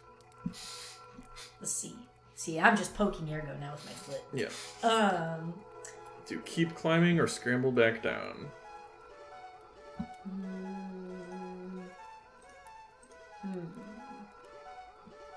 I mean, we're climbing. We might as well just go. It's gonna take more effort to climb down. You may be climbing on pieces of people, but as rocks, they're not going to hurt you. Or you them, for that matter. Kip and Abby are probably fine. Maybe they just can't hear you. If they are turning to stone, they're not going anywhere, are they? And you're not sure what you could do to help them anyway. You decide to keep climbing the last little bit up the slope. You'll grab that shining object, whatever it is, while you've got the chance. You're almost there. The rock you're standing on is totally unstable. Like mentally. Yeah. You have to do a real balancing act to keep from crashing down on the rocks below. Slowly, carefully, you reach for the silver object. It's long and shiny. When you've got a hold of it, you try to lift it up, but it lifts you up into the air. The shiny... You lift me up. Or whatever that song is. Yeah. The shiny thing is a metal finger that's attached to a metal hand that's attached to the knight in screaming armor. Oh! Meet your doom on page 66. Oh, did we die? It Yeah. is! Oh, You're just both screaming at each other. You don't know who's screaming louder, you or the evil knight. You stare into his glowing eyes. You feel the steam of his breath on your face. And then he reaches out, lifts you up, and flings you over the mountainside. Damn. Just throws you off a mountain. Damn, Daniel. Down, down, down you tumble. Your arms and legs bash against the sharp rocks. You can feel the bumps and bruises starting to swell, even before you reach the rocky bottom of the mountain. At last you tumble to a stop, next to the motionless figures of Kip and Abby. You don't move a muscle because you can't. You're stiff all over and you're getting stiffer and stiffer and stiffer. The end. We're rocks! We rock! Yay! Yay! Let's see. Got a bad ending. Let's see if going back does anything, or if you just also insta die with that too. Scramble back down to help them. Well, it's not an insta death. Your cousins could be in trouble. Kip and Abby could be turning to stone this very minute. Don't move! You yell down. I mean, do move if you can. I'm coming down to save you. You take one last glance at the shining object. Rock by rock, you backtrack the way you came. It's even harder to move downward, but there's no time to lose. Mostly you try not to think about what these rocks and boulders used to be. You set your foot against what used to be someone's shoulder. It jiggles under your weight, and then it flips up. You tumble headfirst down the rocky slope. Ouch! Each! Ouch! You yelp with each bump. Finally, you land with a crash at your cousin's feet. Turn to page 101. You lie there among the rocks for a moment. Your head is still spinning from your fall. Are you alright? Abby asks. We saw the whole thing, Kip says with admiration. I give it a perfect 10. You were fantastic. I thought you were turning to stone. You sputter. Ha, that's a good one, Abby laughs. We were just trying to keep still. We didn't want to start an avalanche while you were up there. Yeah, Kip explains. It's just like with snow. The slightest movement or sound might bring everything tumbling down. That's it, an avalanche. Kip, you're a genius, you exclaim. I am. He is. Abby looks amazed. Knew that was coming. An avalanche, that's the way to get that shimmering thing. It will help us, I just know it. And if not, maybe an avalanche can help us get out of this horrible place, you explain. That's a weird thought. Before they can stop you, you pick up a good-sized rock and throw it as far as you can up the slope. Pieces of rock start to cascade down the rock face. You, Kip, and Abby scramble to the edge of the slope out of the way. Scramble over to page 121. Sweet. When the rumbling of the avalanche is done, you brush the dust off your face and glance around. In the light of the full moon, you see a trench in the middle of the hill. It worked! You shout. The avalanche has cleared a path. And look what I found, Kip says. He holds up a shiny metal key. It was right here under this rock. Kip, you're a genius, you say again, happily. So, yeah, in this timeline, the shiny object wasn't a hand, it was a key, I guess. This is the this is the good version. The other version was death. The three of you make your way up the path, all the way up and over the top of the hill. Off in the distance, you see a cottage. It's the cottage again, you say. Then you have an idea. The key! Maybe it fits the door to that cottage. After walking on all those rocking rocks, the trip to the cottage is easy. No pixies change your path, no sheep stampede, and so far there's no evil knight in sight. Hurry! You call to Kip and Abby. You move quickly and quietly along the dirt road to the cottage. When you are a few feet from it, you stop to look at the cottage more carefully. It's a small 2-story white house with a thatched roof. A garden of petunias and snapdragons lines the curved stone walkway leading to the heavy wooden door. I wonder, wow, there's the friggin' like Hyrule Castle music from Breath of the Wild is playing. Oh, so hell yeah. It's like really, really epic going up to this cottage. Let's do it. I wonder who lives here, Abby asks. It's quite stylish in an old-fashioned way. She peeks in the windows. It's too dark in there, she whispers. I can't see a thing. You knock on the door. There's no answer. You knock harder. Still no answer. Try the key, Kip suggests. You put the silver key in the lock and try to twist your hand. It's Ganon. It's all Ganon. He's the evil knight. The silver key fits perfectly into the lock, but it won't turn. It's you. I don't get it, you say. This key looks like it should go with this lock. No luck. You put the key back in your pocket. You step back from the door to search for another way in. As soon as you move away, the door slowly swings open. Come in, the voice of a very old man invites from somewhere inside the cottage. Oh, it's just the old man who's like, it's dangerous to go alone, take this. It's dangerous to go alone, take this. I've been waiting for you. Waiting for us, Abby stammers. She peers into the darkened doorway. But I don't see you, Abby says. Come closer, the old man says in a friendly voice. It's been so long since I had some good company.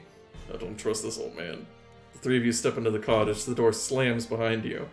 If the slam makes you scream, turn to page 87. If the slam makes you jump, turn to page 105. Ergo, I have to ask for your honest opinion. What? You live with me. You know me. Yeah. And you know I'm very jumpy and very easily frightened. Yeah, you do both of those. But which one do I do more? Which am I more likely to do? Am I more likely to scream and make an audible noise or jump? I guess just the jump. The jump? You think so? I'm more jumpy? Yeah. Okay. I'll jump. Might as well jump! The loud slam of the door startles you. You jump 2 feet into the air. That's pretty high. Ooh, neat. When you come back down, the floor beneath you opens up. A trapdoor! You exclaim. The three of you plunge downward. It seems like you're falling for a while. Then your luck changes. You land on a soft bed covered with brown cloth. Tirif, I do both of those. Yup. Yeah. I do both of those. Phew! You sigh, catching your breath. I don't know where we are, but I'm glad to be away from that old guy. I can't explain it, but his voice really gave me the creeps. I keep telling Abby the same thing. Kip teases, I can't explain it, but her face really gives me the creeps. Kip, this isn't the time. Right? Don't push your luck, Kip, Abby warns, as she whacks him with a piece of cloth. Brown cloth. What are these anyway, Kip asks. He lifts up the coarse brown sheet that just hit his face. They're monk's robes, Abby answers. See? She puts one on over her head. She looks just like a monk in a movie. You know, all those movies about monks. Cool. Oh, you and Kip try them on too, just for fun. What are they doing in this old guy's basement? Just killed a bunch of monks. Oh no. Shh. Abby hushes you. Listen. The sound of low chanting comes from somewhere above you. Do you think it's... Oh, that's you. Do you think it's the knight in screaming armor? You ask. It sounds more like singing than moaning. You see stone steps in the corner of the basement. What? My stream connection ended. I'm Okay. watching the stream. It says network error. Oh, but you're Check still... your- Okay, good. No, I just wanted to make your sure you didn't stuff. suddenly go offline or something. I was like... No, I don't think so. Okay, good. Okay. Yeah, okay, it's fine. It was just me then. Yeah. Okay. It's you. We'd better see what's up there, he whispered. You lead the way up the stone steps. Medieval paintings line the walls. Carved angels hover near the arched ceiling. It's like a castle. Hyrule Castle. It's a monastery, Abby corrects you. Monks probably used to live here centuries ago. Then who's that chanting in the next room? Kip gulps. The chanting grows louder and louder as you enter a large dining room. Long benches are filled with robed figures bent over a narrow wooden table. The figures keep their hooded heads bowed. They chant over their meal. There's no food on the table, Kip whispers loudly. All the figures turn around at once. Oh, Abby lets out a startled cry. The robes are empty. Where their faces should be, there's empty space. Oh, no. They're ghosts. Oh You make a break for the stairs, but you're all alone when you get there. Find out why. When you get to the stone steps, you look back for Abby and Kip, but they're not there. Then you see them. They're walking over toward the table. What are they doing? Come on, guys, this way! You shout. But it's too late. Their faces are already starting to fade. There's some sad music playing now. This is appropriate. This is appropriate. The chanting grows louder. Now you can hear what they're saying. No bell tolls for us. No bell tolls for us, they chant. Find out what it means. Kip and Abby don't notice that you are running out of the dining hall. They don't care. They reach back to pull their hoods up over their vanishing heads. Now Kip and Abby are chanting too. No bell tolls for us. No bell tolls for us. No bell tolls for us. You race down a different set of stone stairs. A doorway at the bottom leads out into a courtyard. Across the yard is a crumbling bell tower. As you run for it, the chanting monks hurry close behind you. They're not going to let you escape. They want you to join them too. You race up the broken stone steps to the top of the tower. A rotting rope hangs from a black cast iron bell. There's a kettle full of some bubbling black liquid on the floor. You reach for the bell rope and the ghosts stop in their tracks. They hold their thick sleeves up against their hoods to where their ears would be if they had ears. As terrified as you are of them, they seem frightened of the bell. So if you pull the rope to ring the bell, or if you decide to throw the liquid at them instead. Ring the bell! They say no bell tolls for them, Yeah, but this I mean, bell does right? toll! Yeah, it seems obvious. You pull down on the rotten rope. It breaks off in your hands. No! No bell tolls for us. No bell tolls for us. The ghostly hooded robed monks chant solemnly. They've made it to the bell tower where you are. Abby and Kip reach their hands out to you. Join us, they drone. Be one with us. No bell tolls for us. No bell tolls for us. Abby, Kip, you plead with them. Don't fade! Don't fade! It's no use. Your cousins' faces are getting fainter and fainter. The chanting of the monks echoes in your ears. No bell tolls for us. No bell prize for us. You know you have to escape from here before it's too late. Nope, apparently not. No bell tolls for us. Kip's and Abby's voices rise above the others. You gaze into their transparent eyes and catch a glimpse of your own reflection. Under the hood of your robe, there's no face at all. You're no face. Cool. No bell tolls for us, you hear yourself say. No bell tolls for us. Face it, you're a dead ringer until the end. Dang! Here, what if we throw the water on him? Okay. Let's throw the water. This will be the last. This last one. Throw the water on him. Or well, it was like I think it was tar. Oh, guess we're gonna murder our cousins. You let go of the rope and rush over to the kettle. If you can only lift it, you could throw the liquid on the ghosts. That should scatter them. The hooded, robed figures make their way up the steps. They're getting closer. You're getting frantic. You strain against the handle of the kettle with all your strength. It budges a little, and some of the liquid sloshes onto the stone floor. It pulls around your foot, and you slip. Okay? Oh, fuck. You fall back, arms flailing. You knock against the bell. Bong, bong, bong, bong. The bell tolls. Yay! The bell! The bell tolls for us! What a, convoluted... Yeah, you try to ring the bell, that don't work. But wait, so you could have just hit it, with your hands or Probably, something? yeah, I guess so. Whatever. The monk's chant changes. The bell tolls for us. The bell tolls for us. One by one, the hooded figures slump to the floor of the bell tower. Soon they are nothing more than a pile of empty robes in a heap at your feet. Bong, bong, bong, you push the bell again. Kip and Abby pull off their hoods. You saved us, Kip cries gratefully. And those stupid ghosts are gone for good. Abby adds, can you believe those monks? Get a life. I mean, get a death. Wow, Abby. Laugh track. You breathe a sigh of relief. We're safe now, you say. All is still. Oh, yeah, go ahead. Yeah, all except the flashing eyes on the other side of the courtyard. Uh-oh, you say. Those eyes can only mean one thing. Turn to page 52, if you dare. You're in for a scare! The flashing eyes across the courtyard could only be one thing. The eyes of the knight in screaming armor. We can't escape from him, Abby sighs. It's no use trying anymore. He brought us here. This is his world. He must want something from us. Otherwise, he would have destroyed us by now, you point out. He's only toying with us, Abby says bitterly, like a cat plays with its food. It's as if he's using our fear of him to make us face all other possible fears, Kip whispers like your fear of mysteriously. monks and stuff, Yeah. And hedgehogs. Abby gives Kip a double take. Face other fears? That's ridiculous, she says. I'm afraid of flying, but you don't see him making me fly. A strong gust of wind blows through the bell tower and rings the bell. Bong, bong, bong. You clap your hands over your ears. I almost said your ears over your hands. Kip dives for the pile of monk's robes. Abby jumps back and slams against the crumbling wall. The wall gives way behind her. Help me, I'm flying!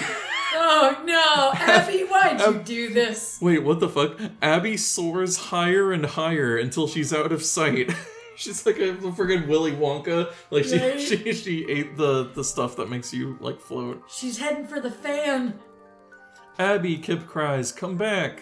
Okay, if she doesn't come back, or if she returns in a flash.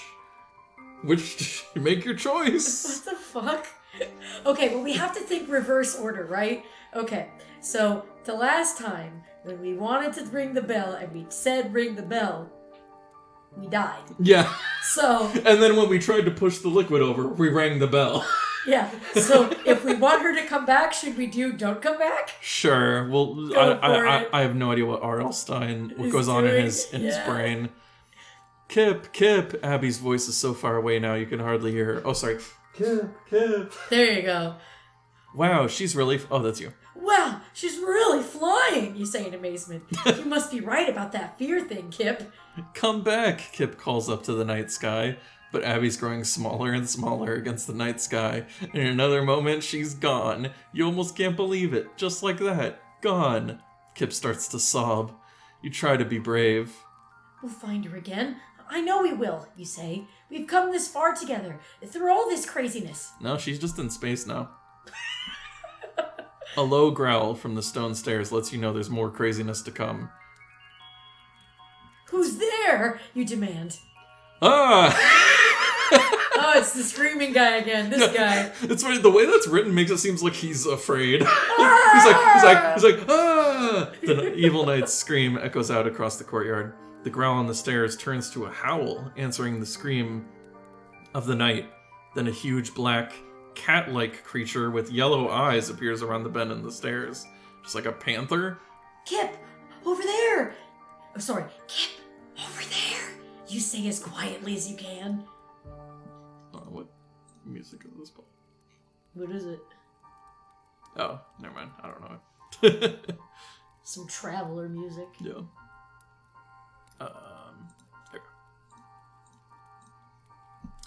There. Kip turns and sees the beast creeping up the stairs. Wait, oh, it's me. Stay still, and maybe it won't see us. It's like a T-Rex. No, it's a cat, not a T-Rex.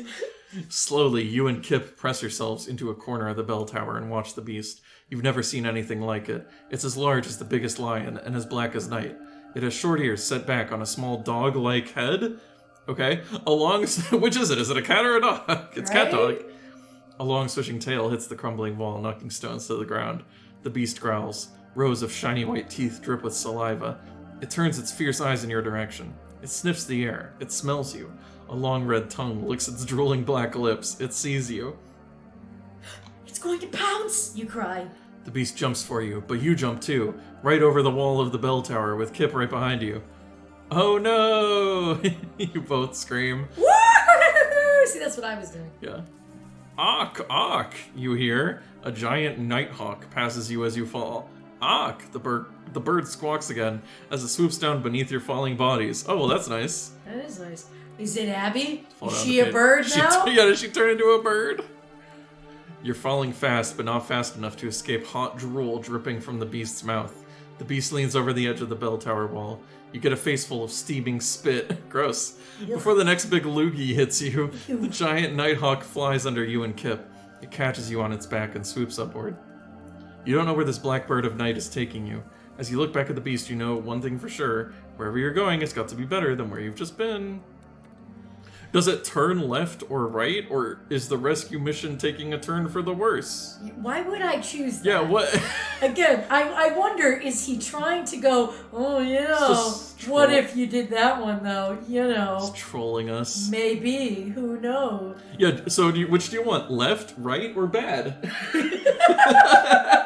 These are your options. We've gone with left every time so far. Let's go keep that left, going. always go left. That's what we're doing. The huge black bird takes a sudden turn to the left. Help! You tumble. You tumble off the bird's back. Help, Kip cries as he too is thrown from the feather back of the bird. Luckily, the bird is flying low to the ground. Unluckily, the ground isn't ground at all, it's water. Splash. Yay! You plunge into freezing cold water. Oh. The bird screeches as it flies away. Sink or swim, sink or swim. Chant the voices of 3 withered old women standing on a nearby shore. It's the women again. Oh, it's the old ladies! And then a crashing wave sends you down into the deep. If you can swim, turn to page 45. If you don't know how to swim, turn to page 122. I mean, I can swim. Alright, okay. So I guess, yeah, it works out. Swim! You call out to Kip. Swim for your life! I can't swim, Kip calls back. His arms are flailing, then he disappears under a wave. You swim as fast as you can to where Kip just was. You reach down with your hand and grab his shirt. I've got you! 2 voices call out at the same time. One voice is yours. The other is the deep and dark voice of the knight in screaming armor. She's got us! You hold Kip up by his shirt collar. He's gasping for breath. Evil laughter comes from the shore of the lake. On the shore, you see the tall figure of the evil knight. A black nighthawk is sitting on his armored shoulder. So he saved you just so... whatever. The bird flies off the evil knight's shoulder. When she flies over you, the bird turns back into Abby. Oh, okay. You're right. Oh, neat! I guessed it right. She splashes down. Help, she cries. I can't swim either. What the fuck? Why did you fly over here? The evil knight's laughter echoes across the lake. I'll save you, he bellows. I'll save you all. For me. What? What? Before your eyes, the evil knight multiplies. Now hundreds of evil knights surround the lakeshore. It's just a matter of time now. You're all washed up. The end? Wow. I got one good ending and one bad ending. Like, one really bad ending. Yeah, what the hell? Well, I don't remember how many bad endings I've gotten at this point, but yeah. Yeah. That was something. I like how Abby, she gets turned into a bird, and then she just flies over toward you, turns back into a human, falls in the water, and says, I can't swim! Well, see, maybe... Well, okay, I think...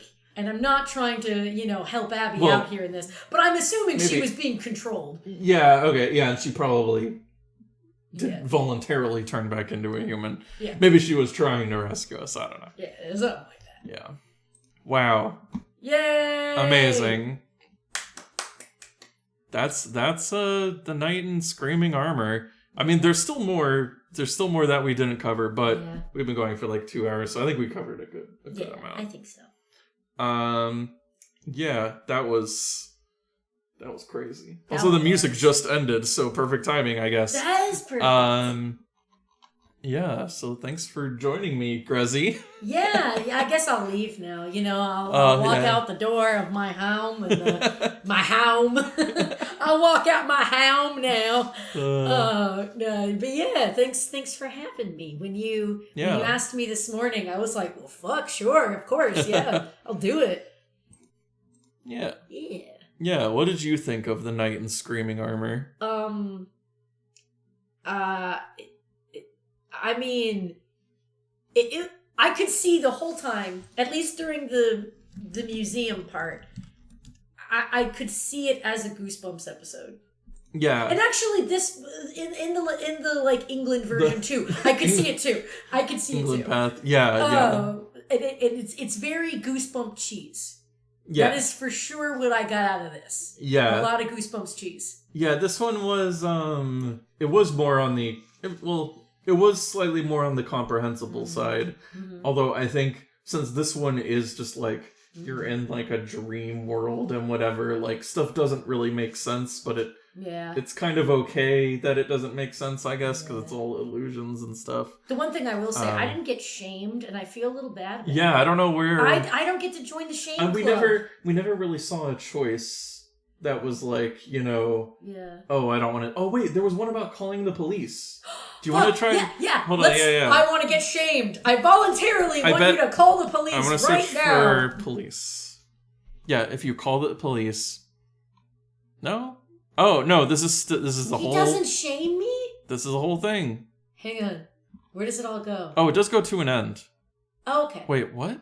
Here. Oh, wait. Okay, hold on. This one's weird. Do you want to read this a last little one. bit? Okay. Bonus. Hold on. Bonus bit. Because this has something I've never seen before, so hold on. Yeah, and for context, by the way, at this part, this is when we first We're get in into the garage. The garage, and there's the boxes, and you have an option to just say, like, this is weird, I'm going to call the police. Yep. Yeah. Okay. So that's you. All right, enough already. This is getting a little too weird for me, you say. It's time to call the police. Chicken, Abby mocks you. You just ignore her. Bitch, you turn into a bird. But only a Saxton can break the curse, Kip reminds you. The police won't be able to do anything. Well, I, for one, am willing to let them try. And how do you know there's not a Saxton on the police force? Do you know where all of your family is? You shove the goodnight crate door closed and start buckling the leather straps. Then the loudest scream of the night fills the air, followed by a crunching noise. You whirl around to look, and your heart almost leaps out of your chest. The evil knight has crashed one of his armored arms through the other wooden crate.